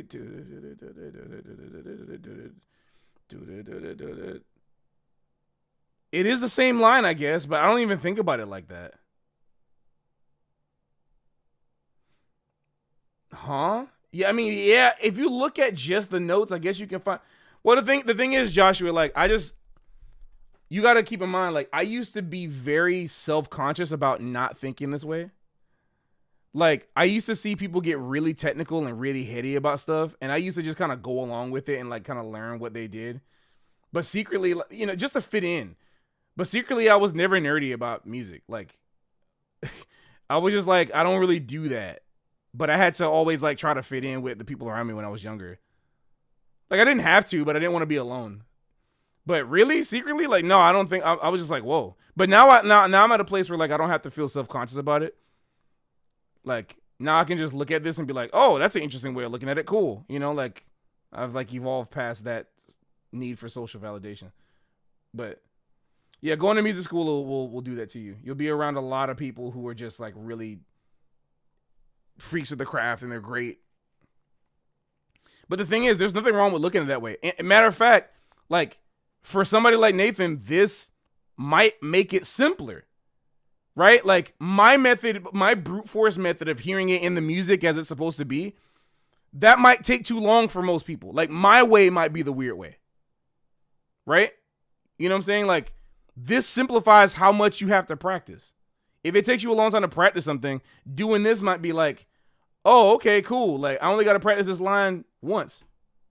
And then, like, you know, once I learn it, I don't got to read crazy. I can just learn this one line and I'll just play it a bunch of times. Like, that might be simpler. But people who do that, to me, are also the same type of people who, like, show their work in math class. Or, like, you know, when the teacher says you got to write an essay and you need to, like, write your 3 bullet points, like your 3 points, and, like, for planning, writing, and then you write a draft, and then you write. This type of thinking works for those type of people. But I'm the type of person that, I don't know, raise your hand in chat if you're the type of person that never did planning. You never did drafts, or still to this day don't do drafts. I edit as I write. Whether it was, even back in the day, we couldn't use laptops for stuff. We didn't, you know, we wrote by hand. I would write. I knew exactly what I want to say in the order that I want to say it, and I did not have to show my work. And thank goodness that some teachers did not grade you. Most of my teachers did not grade me on the planning part. So, like, doing it like this is indicative of that type of thought process, which is totally fine. I used to feel really self-conscious about it. I used to feel like that means a lot seeing that, Rebarpers, and since you're a little older, you know, older than me, that means a lot that you are like that too. What if you're both? Then it means you're ambidextrous of the mind, which is great. You have access to many different ways of thinking, which is awesome. I just really only have access to one. The thing is, Joshua, I understand, but like I can understand that this might actually be making it more simple. Calling it 7/8 might be weird, but that might just be how he simplifies it, because until he put 7/8 right here, I did not realize that this was exactly the same line, just modulated. So that might make things easier. Oh, it's not bad. No thought process that gets you to the right place is bad, Lumen. My whole thing is always about like, you know, wanting just kind of wanting some type of freedom, space, and validation for my unique thought process. And in doing that, I also accept other people's thought process. I just was like, whoa, I don't see it like this. But not in a bad way. It's more just like, yo, like, because from looking at the way Nathan did this, I was able to see something I didn't notice before. That's why we have communities. So no, your thought processes are not bad. It's just different. Unless you're using AI in school, well, that's not a thought process. You're not thinking. If you use AI in school, you're not thinking. So let's not conflate the two things. Then goes back into 4/4 stuff, then back to 7/8 stuff, and then. So like, yeah, this is where I might step in and be like, well, that confuses. If you just listen to the music as it is, you don't need to do that. So maybe that's why you might be confused. But if he's only doing that just to organize the notes for himself, that's fine. Like people do this a lot with Meshuggah's music. Well, with Meshuggah's music, that is different because Meshuggah's music quite literally is, like, at least for the most part, a series of hemiolas all over like 8-bar 4/4 measure, like 4/4 measure phrases. But I do both with Meshuggah because like learning, I learned the hemiola, and then I feel the beat, or I make a sandwich out of it. I feel the beat, learn the hemiola, then go back out and feel the beat again, make like a beat sandwich. Beats, caramelized beats. And technique-wise, this F sharp down to E is a tricky interval. That's where we're in absolute agreement. That right there. You got to get on them. You got to get on them Eddie Harris exercises if you want to play that. To just blaze through. I don't like to call it a hemiola. Sound like a disease. Okay. For more complicated or longer stretches of music, I do what Nathan is doing. But see, I only do that if there's no beat. That's my point, Dan. Is that I'm hearing because I'm hearing that. I don't hear. I'm not hearing that, right? Like I'm hearing. I'm hearing, so I can't do that because that means I have to turn off my groove. But I guess, you know, like I guess if you're more of a classical player, like people who have, you know, experience in classical music, it is about just getting your part, I guess. But my point is I never hear my part isolated. I have to like purposefully isolate it.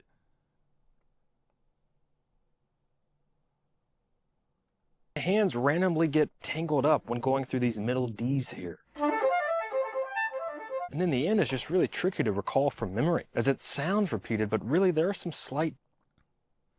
I don't think I hear the end result that way, but my fingers remember. Yeah, see, I don't do that. That's the thing, I don't play music with my fingers. I don't play music with my fingers. My fingers are just, my fingers get in the way. And that's why, like, things might take me longer to get, but they might take me faster. They might take me faster as well.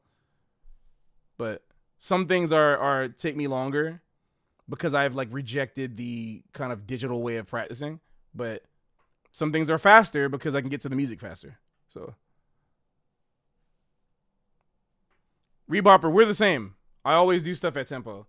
But the only time I'll slow things down is when I want to get the intricacies of the technique, the technique clean. Differences each time. I'd been working on this for hundreds, maybe even thousands of repetitions. I have to play it at 165 BPM, but for some reason, I hit a really stubborn wall at around 145 BPM.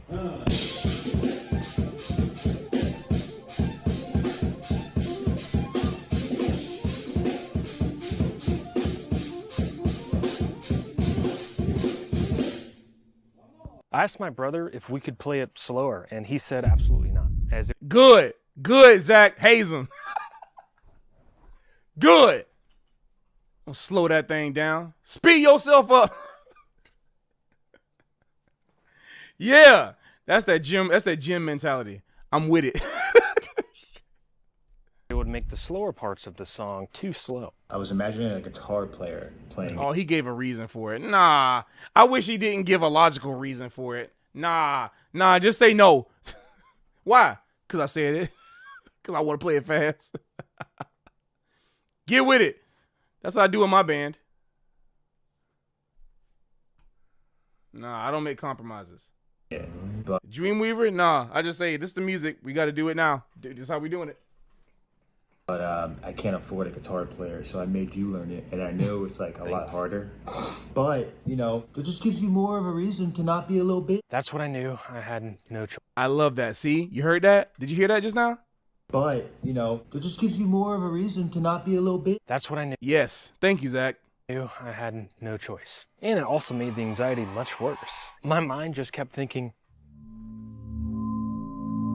it's a soprano only feature. If I crash and burn, Sean won't be playing it to save me. Oh God, there it comes. Soprano, this better be good. Oh no, oh no. Whoa, a golden clarinet. I hope I can do it. I wonder what he's gonna play. I hope it comes out. Please. Oh no, it's happening. I'm gonna die. How do I even recover in this? God. What's happening? Oh no. Dude, you freaking ruined the flow. No. You suck. No. I hate you. You should be ashamed of yourself. No. Totally fumbled. Absolute garbage.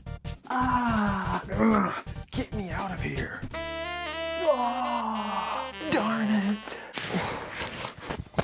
If I completely messed it up, it would just be really awkward. So during this time, I was teaching as a All right. faculty member at the summer workshop held every June at the UMKC Conservatoire, which Zach Sheeman is the professor of. And I thought, wait a second, this is a perfect time to ask for advice on this song. Classical pros are super used to playing all kinds of quirky, hard, fast stuff, like this. Or this. Yo, Eugene Baltzer, that's the one.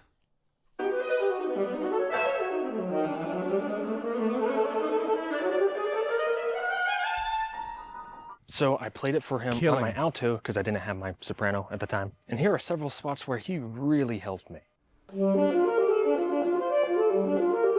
Oh, that sounds so killing in G minor. Oh, that sound killing.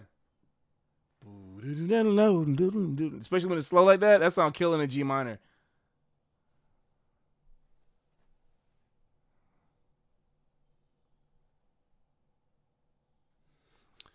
I was also hearing it as like a guitar part. Yeah.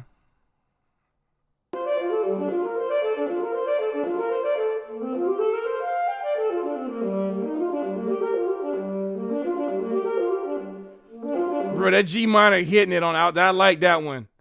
That G minor hitting it. I think there needs to be a version of this at this tempo in G minor. I'm hearing that joint like, yes.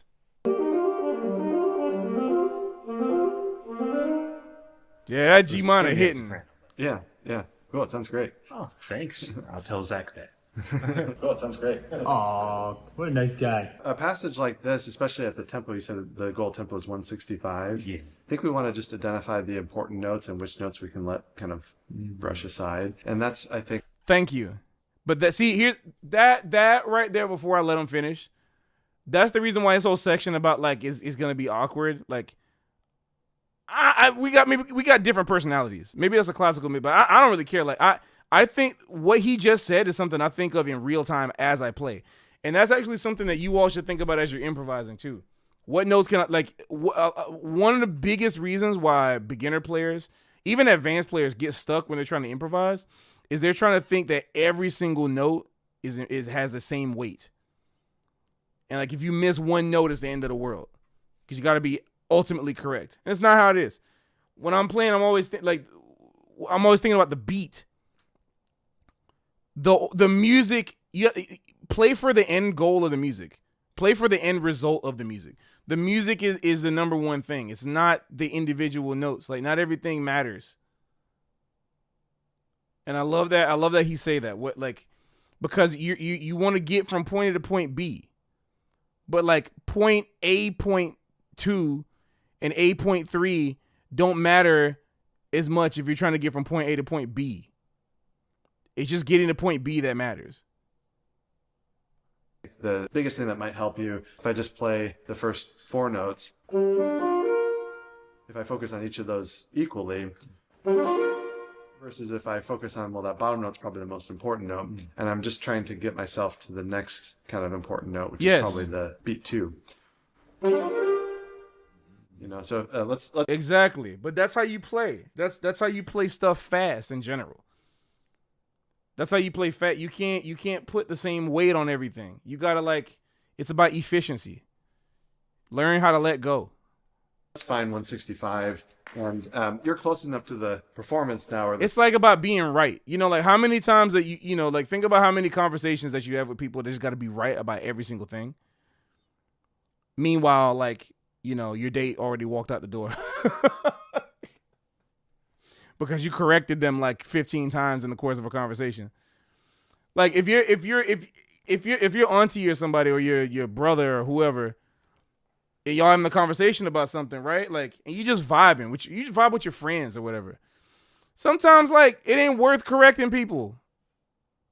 It ain't worth it.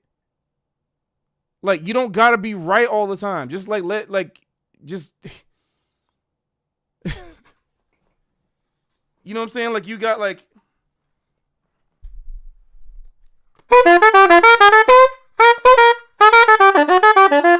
playing that that's how you guys sound when you're trying to correct everybody and correct everything.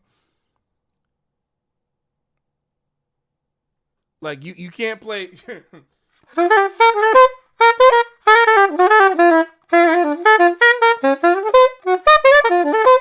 You're gonna sound you know what I'm saying? That's not how you play it. That's not how you play it. So you gotta stop correcting people, which means stop correcting yourself. Just play the note. Just let the note come out. Just be chill. Learn how to just be chill. And once you unlock just be chill, that's when you start getting people to like you.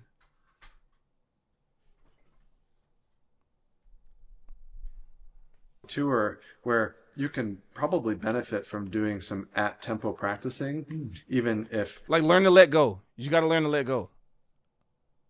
As an only child, I had to learn this.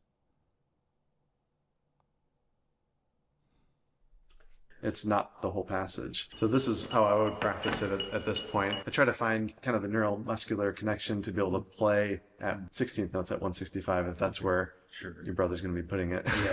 Yeah.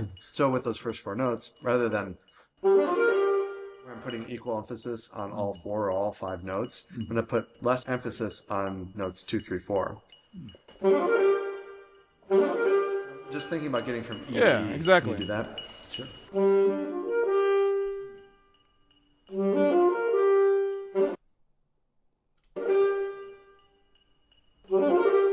Yeah, see. I love that he's trying. Kudos to Nathan for putting himself out there like that. Really, really, really cool. But it's a difference in being raised in an environment where you feel like you gotta be right, otherwise you fail, versus being able to get a B- and your mom is still happy. I'm not trying to clock his family. I'm talking specifically about environment, right? Like friends, internet culture, where if you say something weird on the internet, that's your entire reputation forever. But I grew up where it's I can get a B-, C+, I'm still passing, I'm good. It's not about every individual grade you make, it's about your final grade, right? And I'll take it one step further. It's not even about your final grade. It's if you graduate, because you got a bigger goal in mind. You got a bigger goal in mind. Things only matter if your end goal is if things are going towards your end goal. I like that. See, Jason. I love that. But yeah, like I can see the fear in Nathan's body. Like, forget just like the notes. I can see it in his body here. Like the fear of like missing those notes. Like he can't let go of the notes. Right? And it's really interesting. So without the metronome, we can practice it out of time.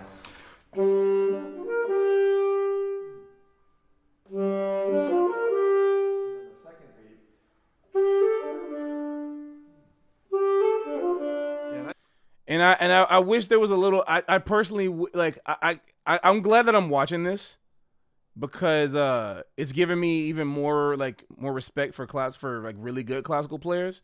The thing I wish Nathan would be doing more in this video is, again, I guess something I just do naturally that I wish more people would just do naturally, but like copy, like try to in real time imitate exactly what he's doing. Like, don't try to play it in your own way. Try to, if I was there, because I'm listening right now and I'm just hoping that I'm hoping that he gets the dynamics. Right? Like, instead of ba ba da ba da, like, ba ba da ba ha. You know what I'm saying? Like, try to copy exactly the impetus, like, with the ichthus. Try to copy the ichthus. Try to copy the inflection, the dynamic in real time, right? Like try to, and if you can't get it everything perfectly, at least try to get the point. Try to get the point.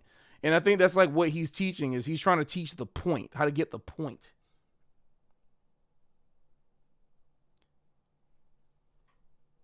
Like he's trying to get you to get the point of the line, not every single note in the line.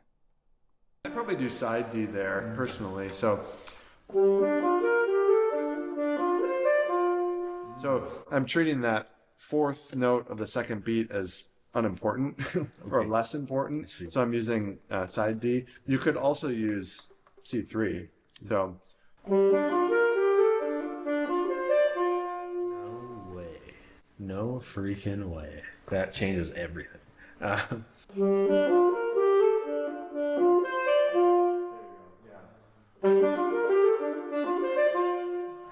Think of that. Yeah, but you gotta catch them accents, bro. You gotta catch them because that's the thing. That's the thing. We were working on that when we were studying when he was studying with me 4 years ago. But that right there, like just because it's classical, don't mean you don't gotta do that. Like if music is music, it don't matter if it's classical or jazz. It don't matter if it's classical or jazz. I would be eating that up. Like I gotta post my my lessons with Joe. Because I'll be eating that sucker up. I'll be like, every single time, I'll be like a copycat. You be annoyed at me you be annoyed. You be like, stop copying me. Because like, that's how it should be. That is amazing. All right. Yeah, that's it. And now at tempo, if we go one beat at a time.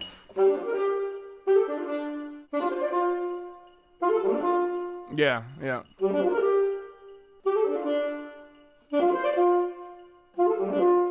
And then you can string together maybe 2 beats at a time. Yep. Did y'all notice that I was doing that when I was practicing it?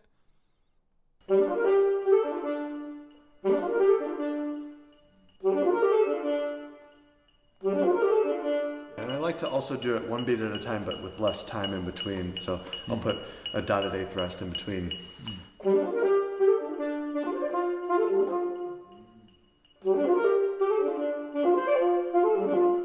Learning about the alternate D by pressing B in the side E key was a complete revelation It's like, I get it. for me. This new fingering makes it way easier. What he also opened my mind to is playing directionally into the important notes. So if I play it slowly and I'll exaggerate the Yeah, I get it. But like, man, like to me, the thing that should be more mind opening is the fact that the idea of playing into the important notes is indicated by the way he's accenting. That's the biggest thing. It's like, do not ever, for any reason at all, ever neglect mimicry. Like, copy the heck out of everything you hear, because your ability to hear, like that's the thing I keep teaching people, man, is that your ability to hear is your ability to play. Period. Your ability to hear is directly connected to your ability to play the instrument. You cannot, you only will play the instrument not as well as you practice. You only will play the instrument as well as you hear. All the greatest musicians in the world and in history that have ever existed play the way they do because their ears are better than everyone else's. That's period. That's just the truth. Your ears and the way you process the things that you hear. That's it. Yo, it's Babaco. Good to see you, dude. But yeah, overall, like I don't want to watch the whole video because like I don't want to take up everybody's time. But overall, all in all, really proud of Nathan for putting himself out there like that. And I'm happy that he was able to have some help from this. I just think, yeah, man, you remember what we used to talk about. That's all I got to say. Sounds great. I mean, like listening back to this stuff, like I mean, he clearly can play it, and he sounds great doing it. Like back here, it was like really cool back here. 145 BPM. Like that sounds really killing. Like in my mind, I'm like, it don't gotta be perfect. You wouldn't be getting perfect from me. You want perfect? Go to like Get Baptiste. Get Baptiste and Chad. You want perfect? You ain't getting perfect with me. You gonna get as close to it. Call somebody else. Like. You gonna get the vibe though. I'll do that better than anybody else. You gonna get the vibe. You gonna get the vibe and the spirit, but you're not gonna get the notes. I'm just gonna be real with you. I'm just honest, and I'm not afraid of. I don't need to hide that anymore. I'm not afraid of admitting that. Thank you, Ray. Thank you, Loretto. Yes, rehearsing is the best practice when it comes to stuff like this. 15,000%. Yeah, Nathan sounds great. He should not be so hard on himself. Flamenco sent an Instagram video. Yo, let's go. Don't say it like that. Don't say it trying to play with my what? Come on, bro. Don't say it like, no. You don't have to say it like that.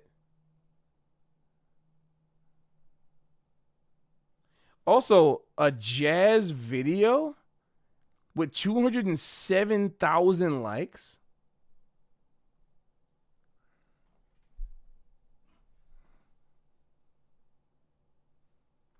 That is right, Jason.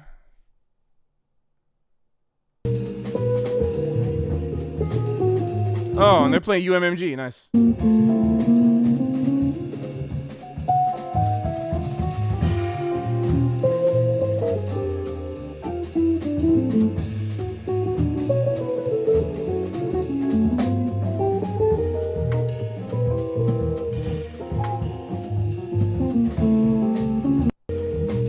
Cute. I like lizards.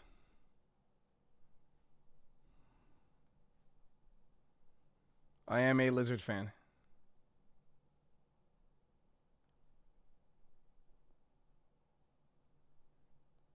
Okay. Nobody has ever taught you how to swing. Let's check this out.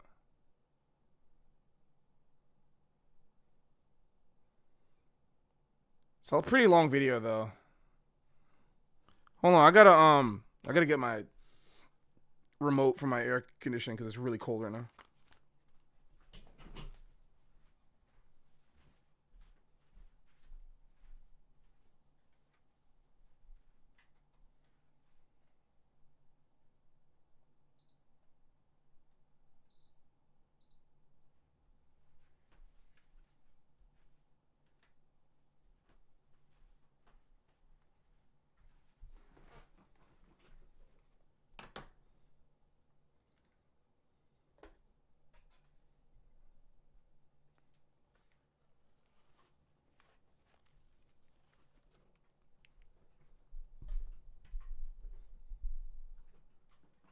No problem, Mac. Thank you.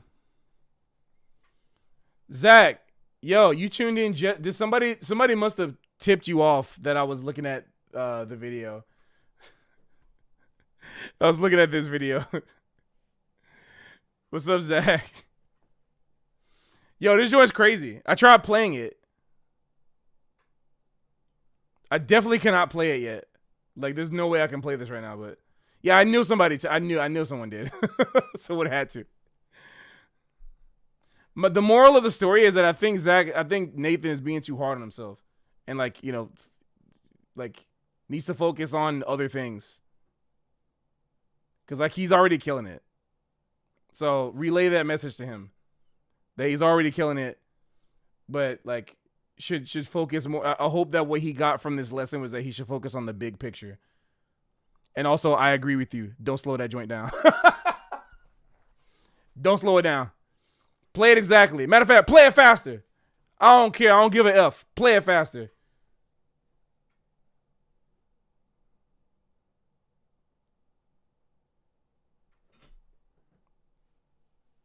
Play that joint. Play it like Sasakure.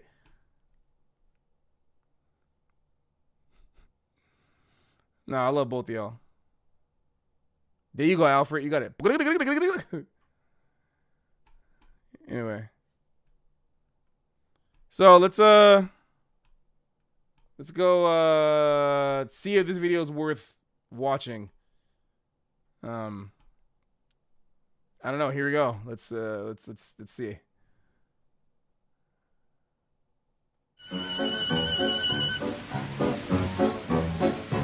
Go ahead, Duke. Don't mean a thing if you ain't got that swing.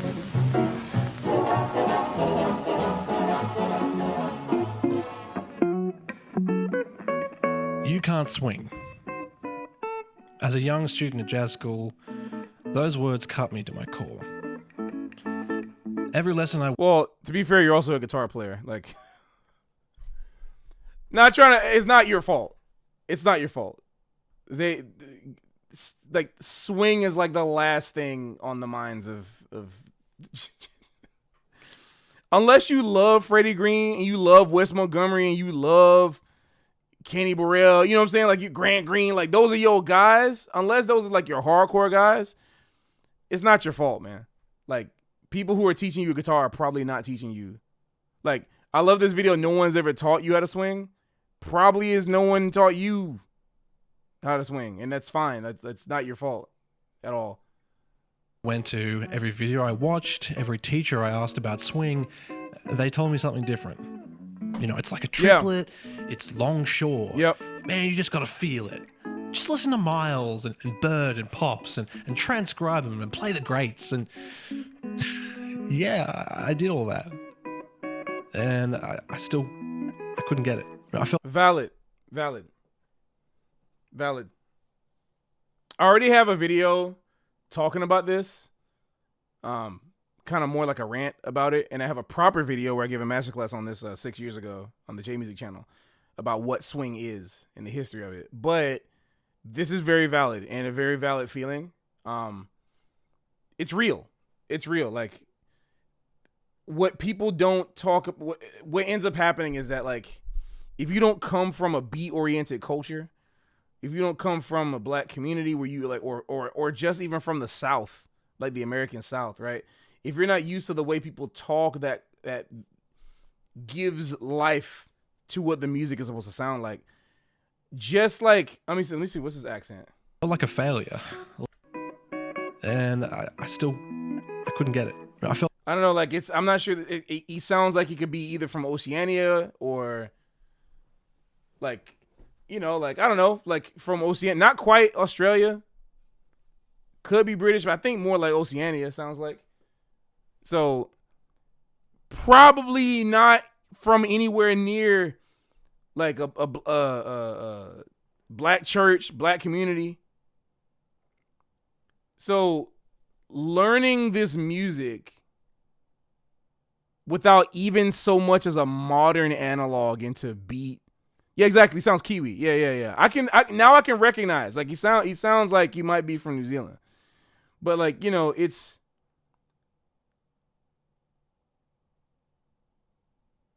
Oh, yo, what's up, Nathan? Thanks for just dang the whole family coming out here, bro. Good God. Oh man, I'm not as good as you at making me on the spot. Don't worry about man. Don't worry about that. But you don't worry about that. The thing I was saying, like, don't. It's just a different relationship to have with the instrument. That's all it is, man. Like it's about like pretending the instrument doesn't exist for a second. You just trying to like, I don't know how to describe it, but just like get the stuff you can get. You don't got to get everything. Just it's about showing some evidence of that. Like it's not about pitch. It was more just like, oh, just get the accents.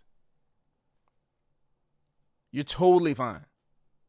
He's from Sydney, Australia. Okay, I knew he was from Oceania in some way, but I was wrong about not being from Australia. But yeah, my point is that you already sound good, dude. You sound great. But yeah, anyway, what I was saying, like, yeah, if you didn't grow up around any type of music like that, like kind of beat-oriented music, stuff like that, hearing those elements in the music, like that, you know what I'm saying? Like, it's not even about hearing it. At a certain point, it's not about hearing it. It's about what you want to feel. Because you're really only hearing what you want to hear and what you want to feel in the music. That's like number one thing that we have to start with that. We have to understand that, right? Is that you're only going to hear, regardless of what you are trying to do, you're primarily going to hear what you want to hear first. Then, after that, you have to try to hear things outside of that lane consciously. So, if the thing you like about music is notes, or if the thing you like is vibes, feelings, whatever, you're probably going to hear that first. You're probably not going to hear what makes it, right? If the thing you like is chords, you're going to hear that first. Or if the thing let's go on the flip side. If the thing you like is groove, right? And you want to hear some groove, you might be the type of person that doesn't care about chords. You might not even hear them. You might not be able to understand it there. There's a lot of people like that. You're going to go with what your language is first, right? So this is just a case of, his primary language and rhythmic language was probably not in black music first. That's fine. Like that happens to everybody who is not exposed to that. So I just want to say that, like, yeah, like there is merit to what he's saying, in the fact, like, just, it isn't enough to just tell somebody, just go listen to the records, because, like, I think you have to confirm, hey, what type of music do you normally listen to? What type of music have you listened to before this? Because then you might need a crash course in groove. You might need a crash course in being able to understand and feel beat. Right? Like, to understand why it's important. To understand, like, because, yeah, I mean, outside of the States, not even in the States, forget it. Like, outside of, like, what? Like, New Orleans and Chicago, parts of New York, maybe parts of LA. Like, who's prioritizing swing?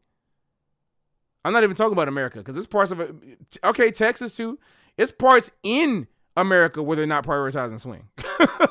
So outside of these, like, cultural places, swing is kind of just a thing they just expected to kind of, like, have already gone through in high school. Like, oh yeah, you do doodle, triplet, and then everything else just falls into place. But yeah, I get it. Like a failure. Like I was one of those ones that just, didn't got it, didn't have it. After all, some are just born with it, right? Which, by the way, is actually an old racist ideology, by the way. It's an old racist talking point. I'm not saying to get up in arms when people, like, to, like, kind of react really badly when you hear this, but you should at least know for your information that the whole, like, born with it is actually, like, an old, like, racist, like, talking point. Like, the idea of, like, you're just like, oh yeah, like, black musicians can swing because they're just born with it, is racist. It basically is there to show and to prove by some imaginary metric or some imaginary belief that black people were incapable of putting in the work to learn music in a traditional way. That's what that means. Because if you look at that UB Blake quote, there's a UB Blake quote from when UB Blake was with James Reese Europe, and talking about how they had to, when they were playing with the Castle Dancers in the 1910s, when they played with the Vernon Irene Castle, they had to memorize all of their music for the orchestra. They were all black band, which would later be called the Harlem Hellfighters, but under James Reese Europe, they had to memorize all their charts because they couldn't mess with the white belief at the time. They couldn't like go against the belief that black people couldn't read sheet music, because that's what was thought. So UB Blake said there was a quote that he would hear often. You know, isn't it so wonderful that these untrained black musicians can play music even though they didn't learn. Let me find the exact quote. It's in here, and I think, funny enough, I think Ken Burns Jazz is actually on YouTube now, which is pretty cool. So let's go to episode 1 of Ken Burns Jazz. You can at least find this episode and go to the part where you can see that. Let me go see if I can find James Reese Europe.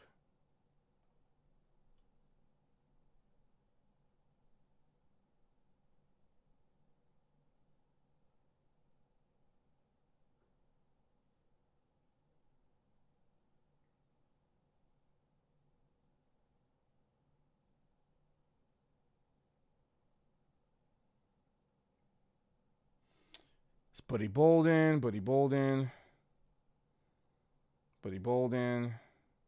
Jelly Roll Morton,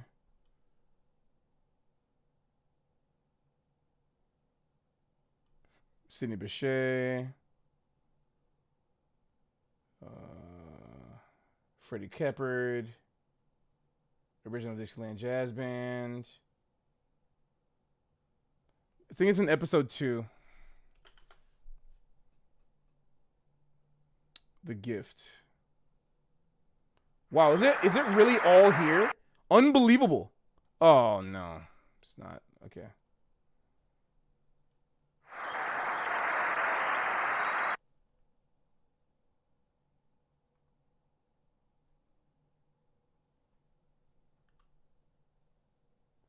I need to find this because it's like a really important quote.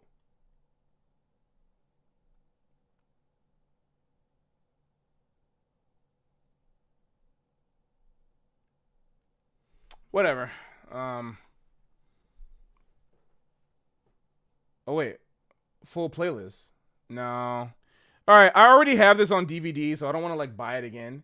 But basically, the quote was, "Isn't it wonderful how these untrained musicians can play all this music all by ear without like reading a single note of sheet music?"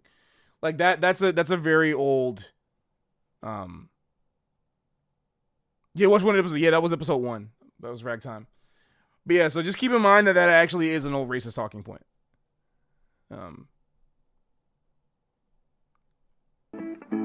Actually, no. That I didn't understand how to swing was not indicative of any failure on my part. How swing is traditionally discussed and taught is still, as it was then and now, utterly lacking.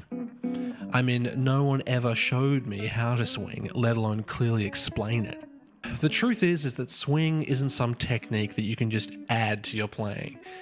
It's a whole ecosystem. And once you understand that, everything changes.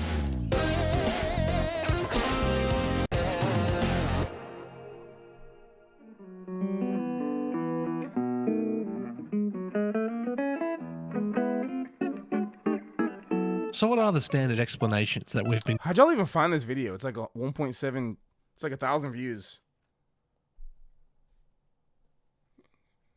...given about swing? Well, there's the triplet ratio. Divide each beat into 3, slice out the middle, and boom. That's swing. I mean, okay, sure. But when I do that, it doesn't exactly put me alongside Wes or Emily. It's more like Jolly and Roger. Who? Emily? Who is this? Is this somebody I should know? Is this some guitar player stuff? I don't know her. It's interesting that like Wes or Emily not Wes or like Kenny or Emily Remler. Okay, can you send me some stuff to check out?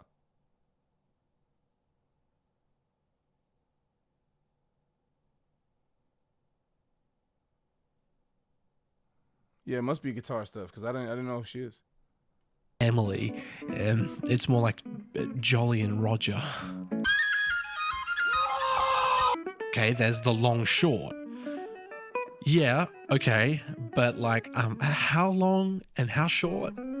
And isn't that kind of just like a triplet again, or is it like a tenuto and then a staccato? I don't even. Just feel it, listen and transcribe, insert legendary player here.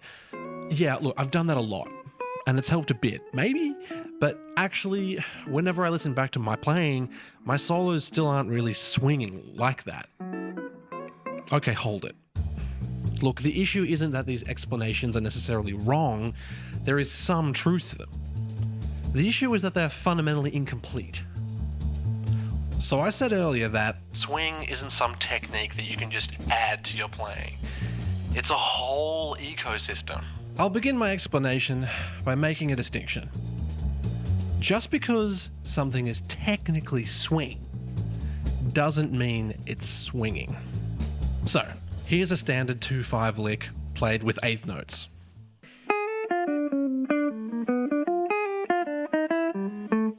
Now with some accompaniment.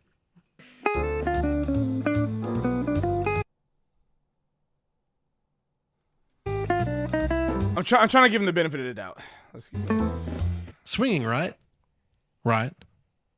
And now with some different accompaniment.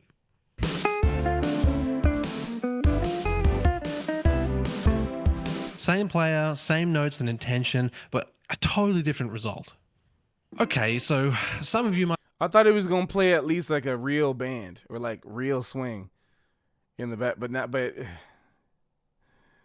Okay. Might be justifiably saying, well, duh. Of course you'll come to that conclusion if you just arbitrarily make a complete genre 180 like that. Yeah, you know what I'm saying, Josh? I was with that. That's why I didn't say a single word, right? I didn't say a single word because I was just like, let's see.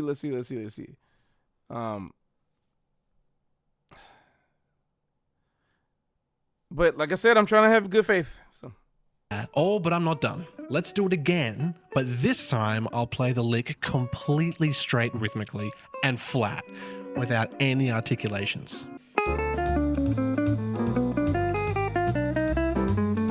Okay, well, maybe there's something to this, but it doesn't matter. The lick you're playing is jazzy, so of course it's going to sound more... Oof, the word. Like it's swinging. Well, alright, sure. This time, I won't play any lick, just repeated notes.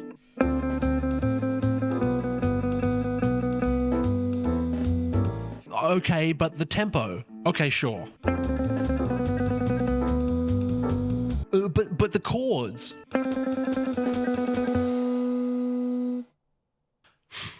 None of these things are things that I would argue. Like, I don't know. Okay, so what do all these examples illustrate? I've been calling swing an ecosystem because truly, they really are the same.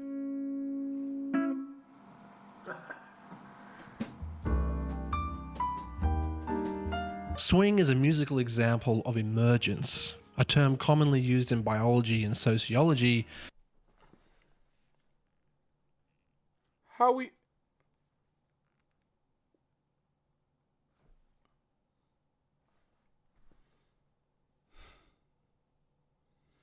I can see the comments already. Just watch the video, man. Okay. I don't know how we got here. I don't know how we got here, but okay.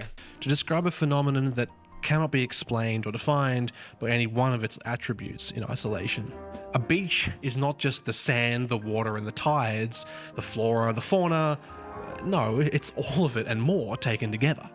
Swing, too, is a collection of elements defined by generations of cultural practices, traditions, historical contexts. Any one of these elements is simple enough to understand in isolation. But the feel that emerges from all of those elements interacting is much harder to isolate or replicate mechanically. Yes, yes, absolutely. This is the reason why I said in the beginning that if you have not spent any time with or around in any kind of capacity black culture, right, or rhythmic beat music, like I can swing specifically because I heard like this, you know, like I heard stuff like this growing up.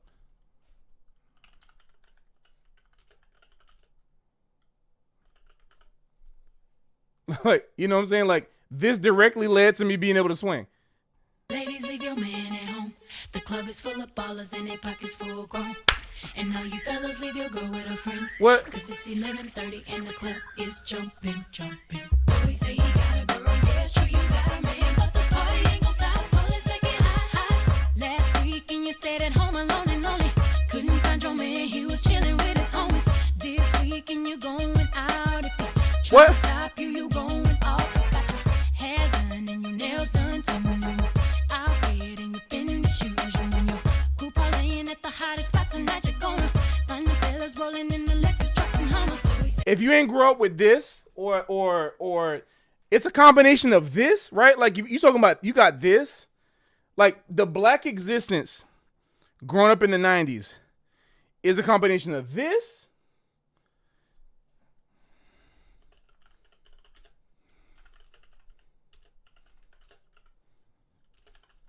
I got to do the clean version on stream. But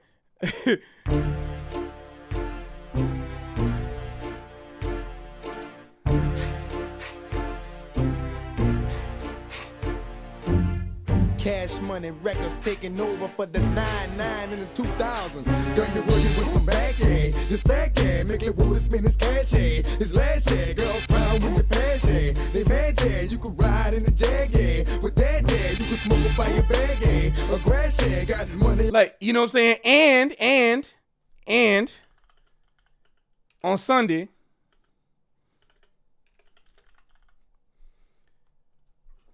you will hear this.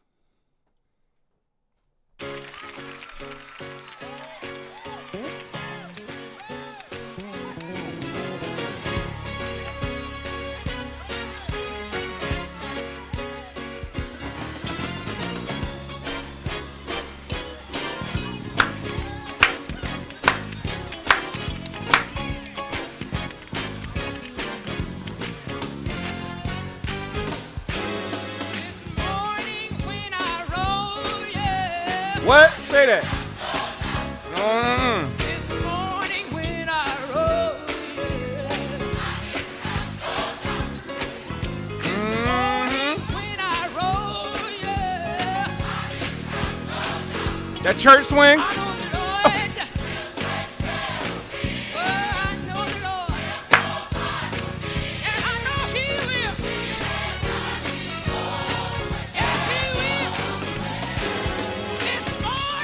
You know what I'm saying?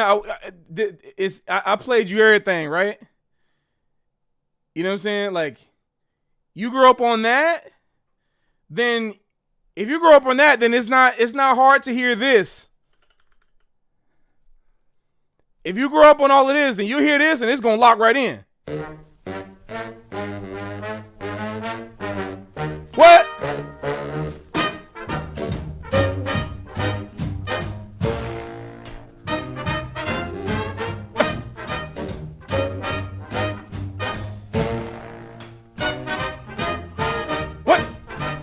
Zoom, boom, boom, zoom, zoom, down, get shut boom, boom, boom, boom. So you know what I'm saying? Like, if you grew up on this, no offense.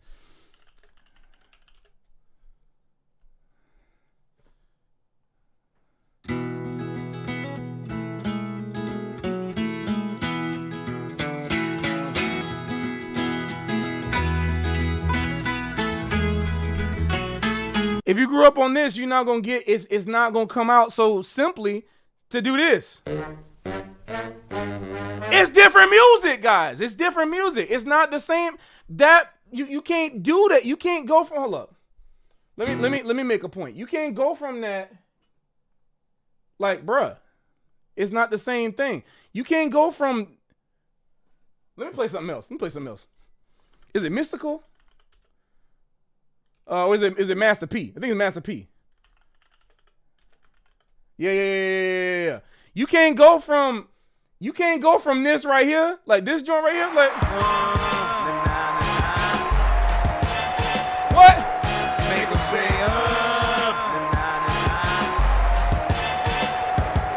make 'em say, Like you can't go from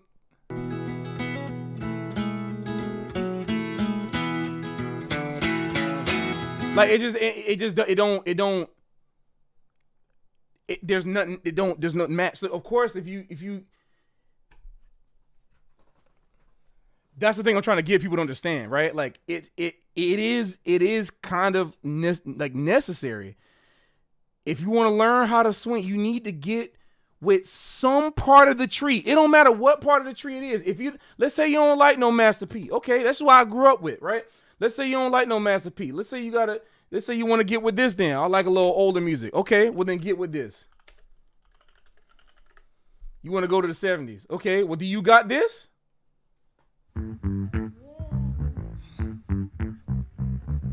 Say what? I'll bring an old school to you. What you know about this?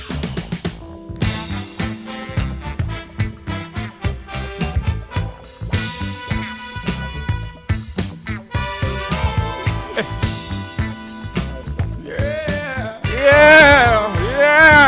You're fine missus. You are bad missus. And I'm skin tight, wretches. Running folks in the ditches. Hey, don't make me bust out the black playlist. Don't make me bust out the black playlist, bro. Hold up. You don't even know. Don't make me bust out the old school. I got my old school list. Don't make me bust it out. Don't make me bust out my list, bro. Don't make me do it. Tell them to do it. Hey. My old school. There we go. Old school. Don't make me bust out my list. Old school. Hey. Don't let me. I'll do it to him. No, not Rocksteady. I like Rocksteady, but nah. This right here. I'll do it to him. If you ain't grew up with this.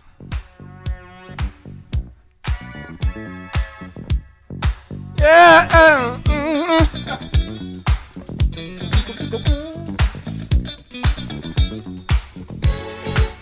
Oh, and the beat goes on.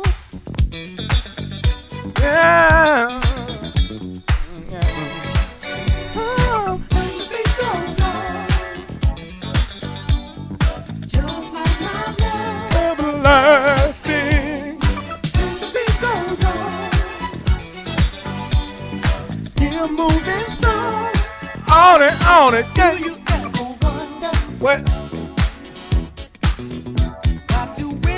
Beat one needs to be automatic, guys. You cannot be looking for beat one. You can't be looking for it. Boom. If you don't have beat one internalized, it's absolutely in no universe possible to get to this.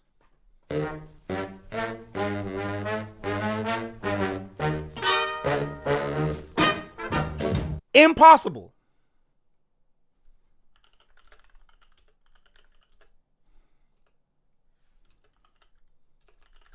Stop placing so much emphasis on the triplet. Like you can't get to this unless you got beat one internalized.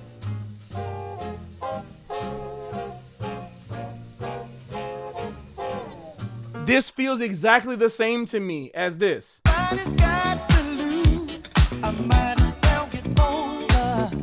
I hear that and I hear this, I'm like,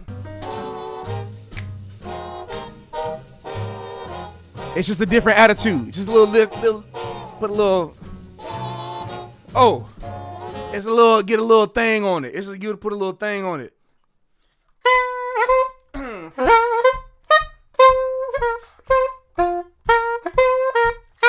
Hey.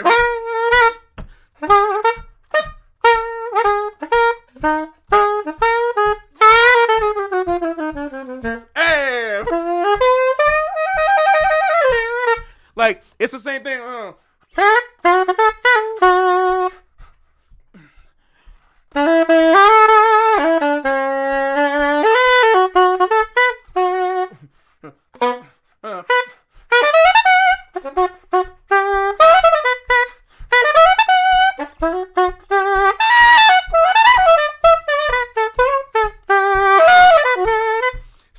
Same thing. You need beat one. You need one. And so like the thing is like, you know, ladies and your man at home. The club is full of ballers and their pockets full. It's,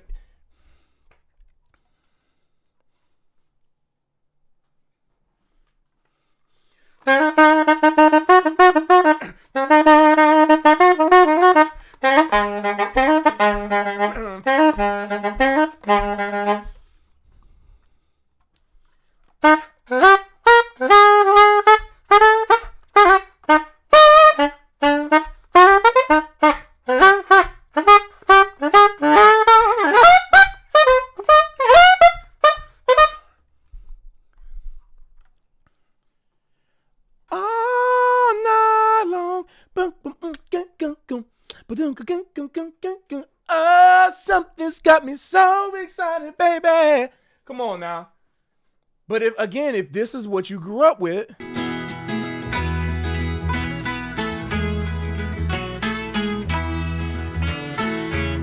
you won't get it. I'm not throwing shade. I'm just trying to say, like, all these things, like, my man is right.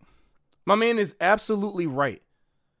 That there's things that it's a part of a bigger ecosystem. That if that's the word you want to use, that's fine. I'm with it. It's a part of a bigger thing. But the bigger picture is the thing that has to be focused on. We need to agree on what that bigger picture is. And the bigger picture is the beat. The bigger picture is the beat, not the things inside of it. That's the bigger picture. You must have a steady pulse or else you will not swing. If you're constantly thinking about where to put your notes, you're not swinging. You're thinking. You're not swinging, you're thinking. You can't think. So you need to go get with some groove music and learn how to focus on and identify, focus on, meditate on what that beat is. You need to, some people have to, you just have to do it. Just like I had to immerse myself in the Japanese language. It's not, I took 2.5 years of Japanese class, learning out of a book and with a teacher and talking to some people, but that didn't help when I got to Japan for the first time in 2018 and couldn't talk. But then I went there, lived there, immersed myself in it, tried to live my life through the eyes and lens of the Japanese person, not as me, not my experience. It's not about my experience. It's about the country's experience, the culture's experience. What am I not getting that I need to get from them? Not me. It ain't about me. It's not about me. It's never about me in anything. If you want to learn, it's not about you. If you want to learn, you must get out of yourself. So one of the things that's hard for people to accept is that, like, yeah, if I want to get with the reason why I can't swing is because I'm not listening to beat music. If the only type of music you're listening to is jazz, right? Your swing is not going to, you're not going to understand the type of modern beat that people have, right? If you want to play like Chris Dave, how Chris Dave swings. If you want to swing like Eric Harlan swings. You want to swing like Brian Blake. You know what I'm saying? All these guys, like Kenny Garrett. Dude, come on, bro. I'll play out some Kenny Garrett y'all ain't never heard before. I'll play out some Kenny Garrett that'll blow your mind. You ain't never heard Kenny Garrett play like this before. Those of y'all who actually know Kenny, know Kenny. Those of y'all who just kind of only know Kenny because he sounds like killing jazz. Yeah, sure. But what about this? Kenny playing some like DC Go-Go on his own album.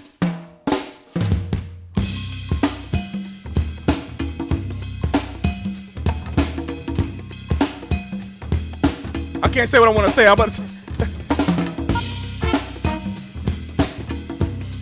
Hey, I said, wind me up, Chuck. If you want to groove me, baby, all you gotta do is wind me up. Hey.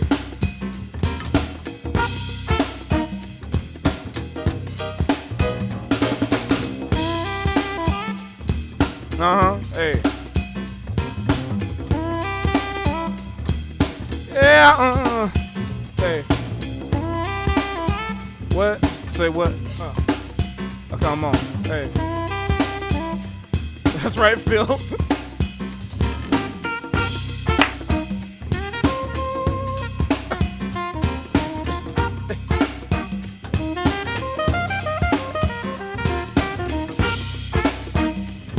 Okay, guys, I gotta play a song for you that I promise is PG in the lyrics.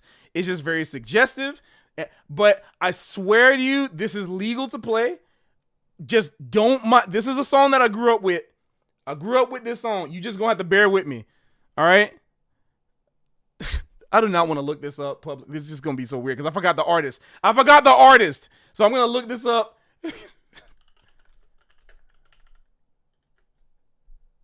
Okay, it's by EU. Okay. All right.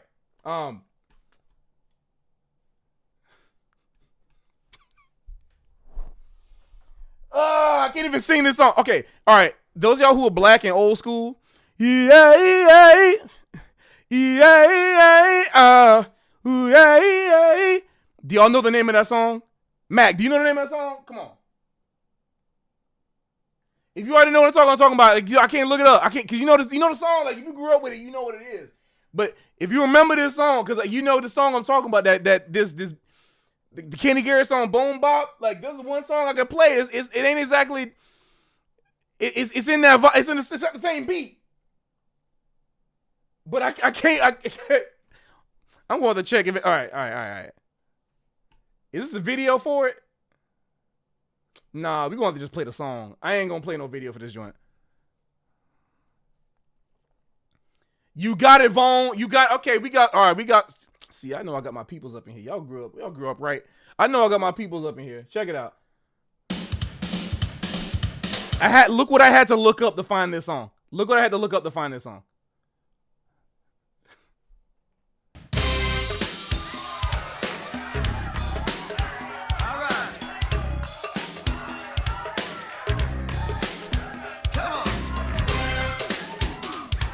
What? Ain't nothing wrong if you want to.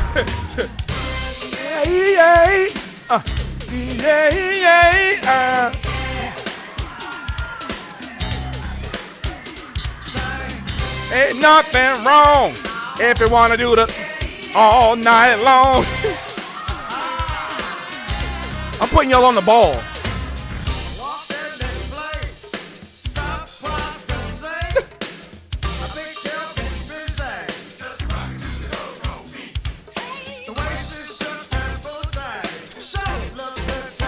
Hey, what?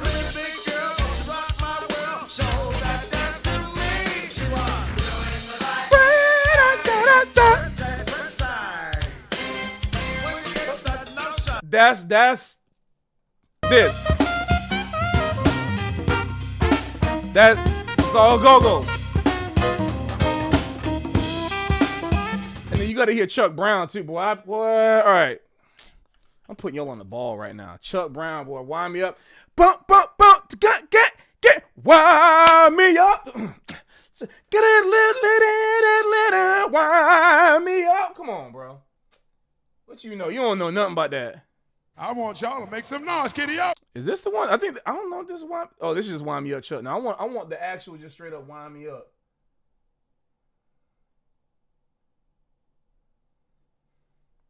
Yeah, there we go.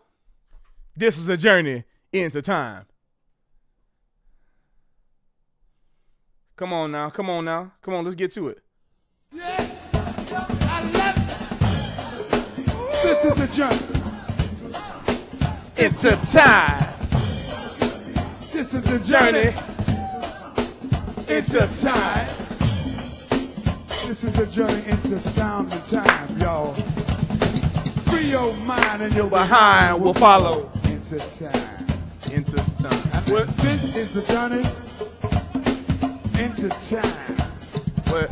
Want you to free your mind and your behind will follow you into time.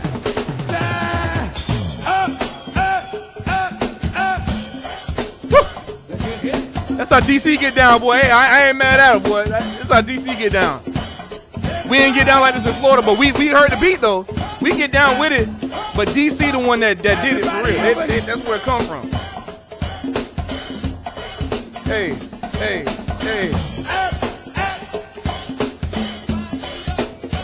Everybody say, find me a truck. Say what? Find me a truck. Talk to me quick now. Find me a truck. One more time. Love you so much. A little bit louder. One more time, y'all. Oh, wind them up, horns. Wind me up. Hey. Say what? Hey.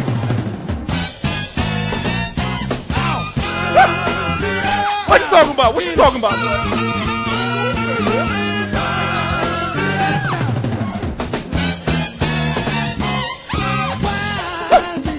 What? Come on. Now wind me up now.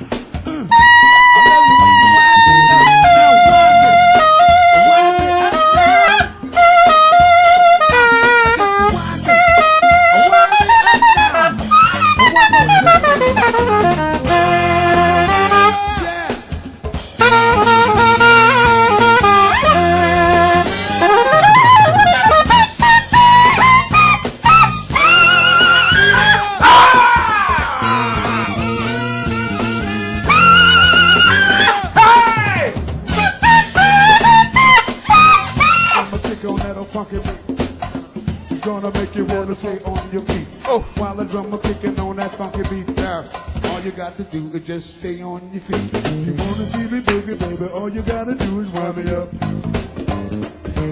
If you wanna see me boogie, baby, all you gotta do is wind me up. Hey, we gonna slow down now for this one, baby. If you wanna see me boogie, baby, all you gotta do is wind me up. Now if you wanna see me boogie, baby, all you gotta do is wind me up. Stop, possibility, baby, baby, never make the sweet things you love. So you're right. Of course you're what? right. Hey. Like a rhinestone rock star, monster, baby, made by the maker, the sweet things you love. So you're right. All right, show you're right.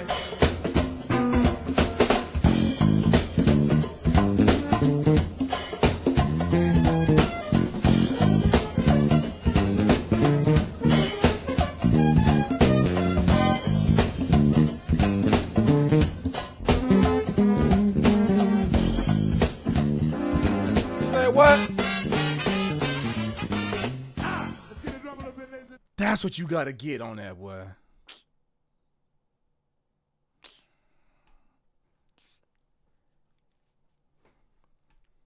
So listen, man. You want to learn how to swing, boy. You gotta really, you gotta learn that. If you really want to swing, you gotta realize we're not in 1930 no more, bro. So you're never gonna get that in a natural way, the way that they did it in 1930, 40, 50, 60. But you can get the one through line. You can get the one through line. That's going through from all. Hey, you know what I like too? Hey, you know what I get down for? Let me tell you something else I get down for. I'm about to mess you up. I'm about to mess you up to infinity right now. You ain't never gonna see this one coming. I'm about to mess you up like you never been messed up before.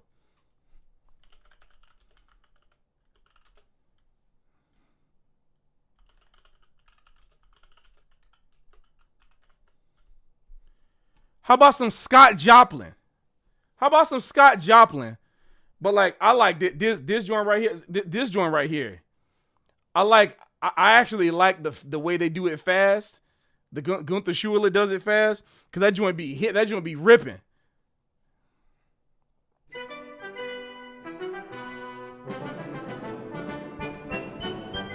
Bro, listen, man. The black man is immortal. The black man will never die, has never died, has persevered throughout history to create grooves that will make you move. And the first man to show, like, the first man to put people on their heads, like flip the whole script, well, not put them on their heads, but put them on their feet, was this Negro right here, Scott Joplin. The proto hip hop MC, like proto swinger. This cat put out some beat, bro. You not ready for this? The B section here. Get. It's like, hey, bro, chill. You gotta chill with that.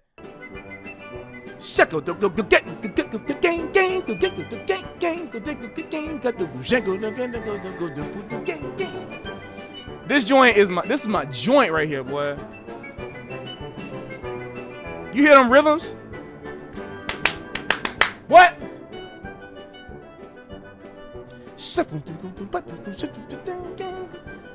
It make you do a little of this.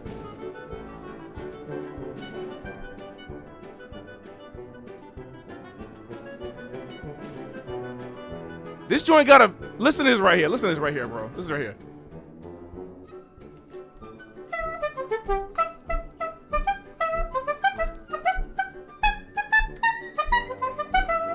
Oh, this is my joint. Bro, can you imagine how crazy people was going in 1895 when they heard of this joint?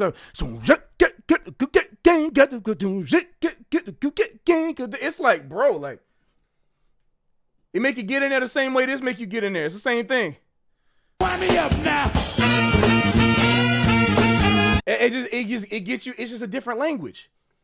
You got to learn how to hear it. If you can hear because the thing is, guys, I'm translating all of this in my head through like a filter. It's like there's a filter in my head. Music goes in, blackifies, and comes out the other side. So I can you gotta. That's the type of filter, right? Bro, I started playing Scott Joplin and everybody left. That's so hilarious. That's all right. You guys will get it.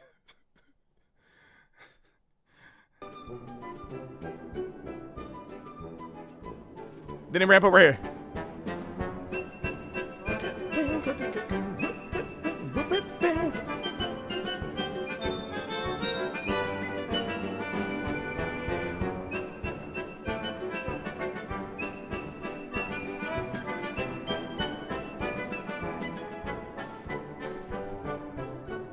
That joint is piping. You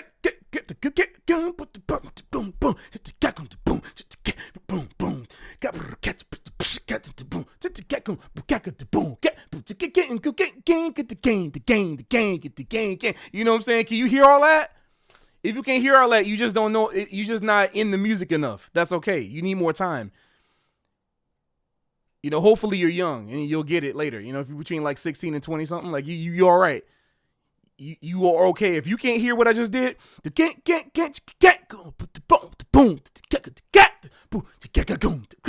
know what I'm saying? Like if you can't hear, like, you know what I'm saying? Like I don't know, like some Billy Higgins going in up on this, like Eddie Harris. You know what I'm saying? Like, you know, that's okay. That's okay. But that's who cares, Sonic? Who cares? Can you hear it? What you mean no shade? Listen, that's the thing. Don't get it twisted. My whole thing is not about trying to eliminate whiteness or some kind of crap. I don't give a crap about that. If you hear it, then that's all that matters. Do you guys understand what I'm trying to tell you right now? I don't think you do. I don't think most people understand what I'm trying to tell you. Get into your internal musical processing. If you do not develop that, you're not going to get into the upper levels. You're not going to get into the magic of music. The magic of music is in here. It's not out there in some other. No, it's in here. Because this is the key to the rest of everything else above. And if this is that key, not key, it's the door. This is the door. And if that door is slightly ajar, you're gonna say what you just said. You're gonna be like, oh yeah, they playing it way wider. I don't give a hell. What does that even mean? No, they playing the exact rhythms. We're talking exact rhythms that Scott wrote, Maestro Scott Joplin wrote, orchestrated for a band. Now, how in tune are you? Do you need the external world to give you, or can you process it yourself? Can you create that? Can you hear this and go, oh, I can make a black version of it? Can you hear this? I once had a girl. Can you hear this? It go boom, cat, boom, boom,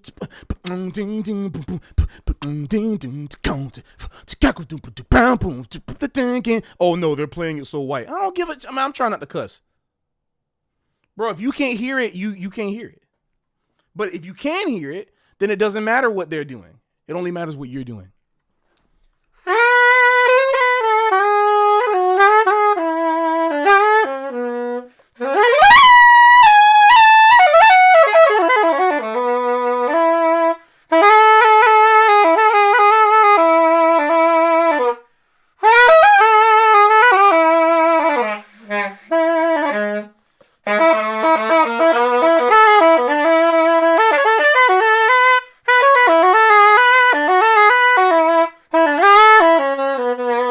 If you can't hear that, you're not ready for it.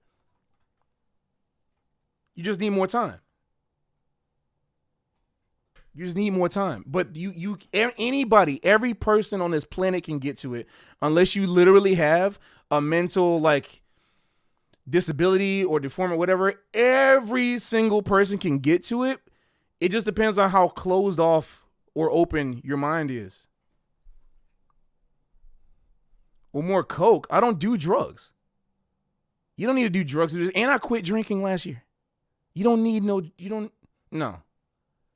I won't even entertain that as a joke. I won't even entertain that as a joke.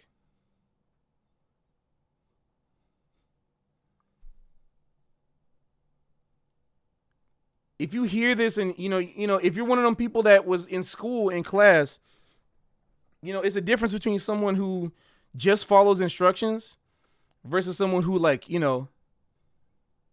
wonders how much within the instructions they can get away with. What I mean, Parker, I'm not talking, you know what I mean, bro. I'm not talking about like having like high functioning autism or something. I'm talking about like I'm talking about having something like aphantasia, right? You know what I'm saying? Like I'm not talking about things that are, you can still live your life. I'm talking about something where you quite literally cannot imagine things, right? Like something that physically disables you from imagining something. Unless you have that, everyone is capable of getting to this type of level of understanding. It just depends on how willing you are to at least temporarily throw away what you believe about music so that you can step into the possibilities of what music can be.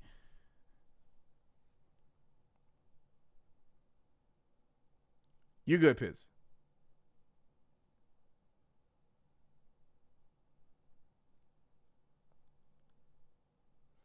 No, this is Norwegian wood. But I hear this joint right here, and I'm in it to win it. There's another one. I love the Easy Winners. I love the Easy Winners too. That's another good one. But anyway, the point is, like, with regards to this guy's video, like, I'm glad, I'm very happy that he's exploring and trying to like look at it and think about it, and like, I'm always down for people trying, right? I'm the opposite of what Gen Z and Gen Alpha likes to think, like, oh, you're trying too hard. I will never ever say to anyone that you're trying too hard. I might say that you're doing something too much, like doing something the wrong way or whatever. I'm never gonna say you're trying too hard, ever, never. I might say you're doing too much, but there's a difference between doing too much and trying too much. Complete difference.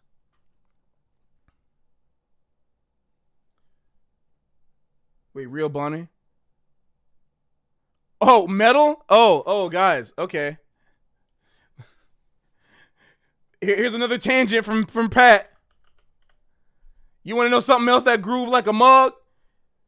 Stifled. This joint right here, when I heard this, like, everybody, they think metal, that's fair. Metal is that. Metal is absolutely that. But because I'm black, unfortunately, I unfortunately hear the groove and everything. So if you hear this and your booty ain't shaking,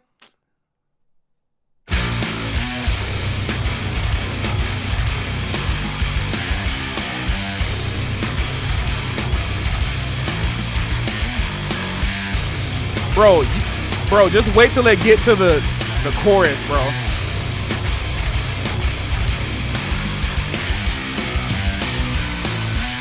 Bro, you're not even ready, bro.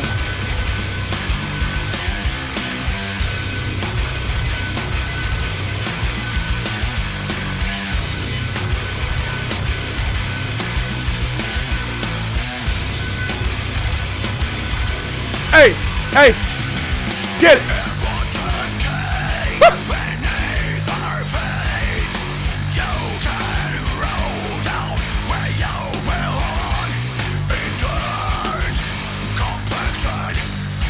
What? Hey. What? Hey.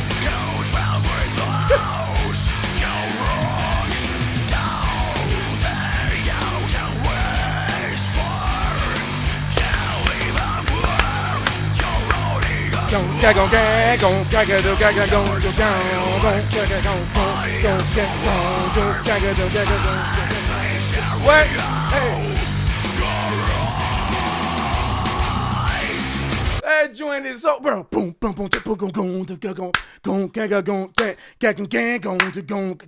joint is like, hey, it's like you, but that's the same thing, bro. That's the same thing. Hold up.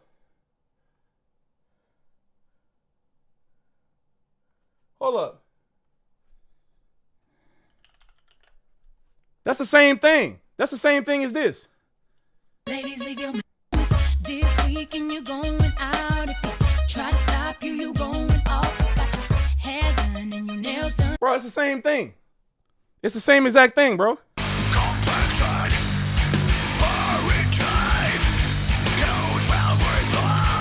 Bro, I be in it the same way. If you can't hear it, I can't help you. I can't, and I refuse to compromise for anybody anymore for the rest of my life. I've been hearing this for like 20-something years, and I'm tired of holding it back. If you can't hear it, sorry. Somebody tagged Eric. Eric is here? I don't see Eric in here. Oh, somebody just mentioned his name. You never heard it like that? Yeah, now you do. Good. That's what I'm saying, bro. Bro. I be trying to put y'all on ball. I be trying to put y'all boys on ball. Baba Cup. Yeah, no, we're ending on that statement. That's absolutely, there's no other statement. Louis Armstrong didn't compromise when he saw the knees is absolutely all I need to do. I need to see to end this stream off right. Thank you guys for watching. I think y'all got the point of what I was trying to say. If y'all trying to swing, remember, don't isolate too much. Think about the big picture. If swing was dance music, now that means you have opened up yourself to all types of dance music. Listen to everything. Dance. That's all I gotta do. In them knees. All right, I'm gonna go make some steak for dinner. I'll hang out later. But thank you guys for watching. It's nice to be back. See y'all again some other time this week, depending on what we do. I'm not sure. Probably some kind of variety stream as we do. So, but thank you guys again. You made my night a little better. Appreciate you guys. Join the Discord. Let me let's go ahead and put the link in there. If there's like any mods that can put the link in there. If not, I will find one. I forgot how to do all this. Invite. Well, I mean, I think it's in the description anyway, but all right. Yo, Dan, appreciate you, brother. All right. Good. Okay. All right. So everybody, good night. Get some, if you're in the East Coast, hope you can get some rest. If you're, I don't know, I guess mountain and further, get some dinner. Maybe you're watching this as you eat dinner. I don't know. If you're in Europe, what are you doing? Go to sleep. 日本の友達。ありがとうございます。ありがとうございました。見てくれてありがとうございました。後で、また、なんか、他のトピックを選んで、またスティームします。ありがとうございます。またね。West Coast Dinner Sound. Okay. All right. Peace out, everybody. Good night.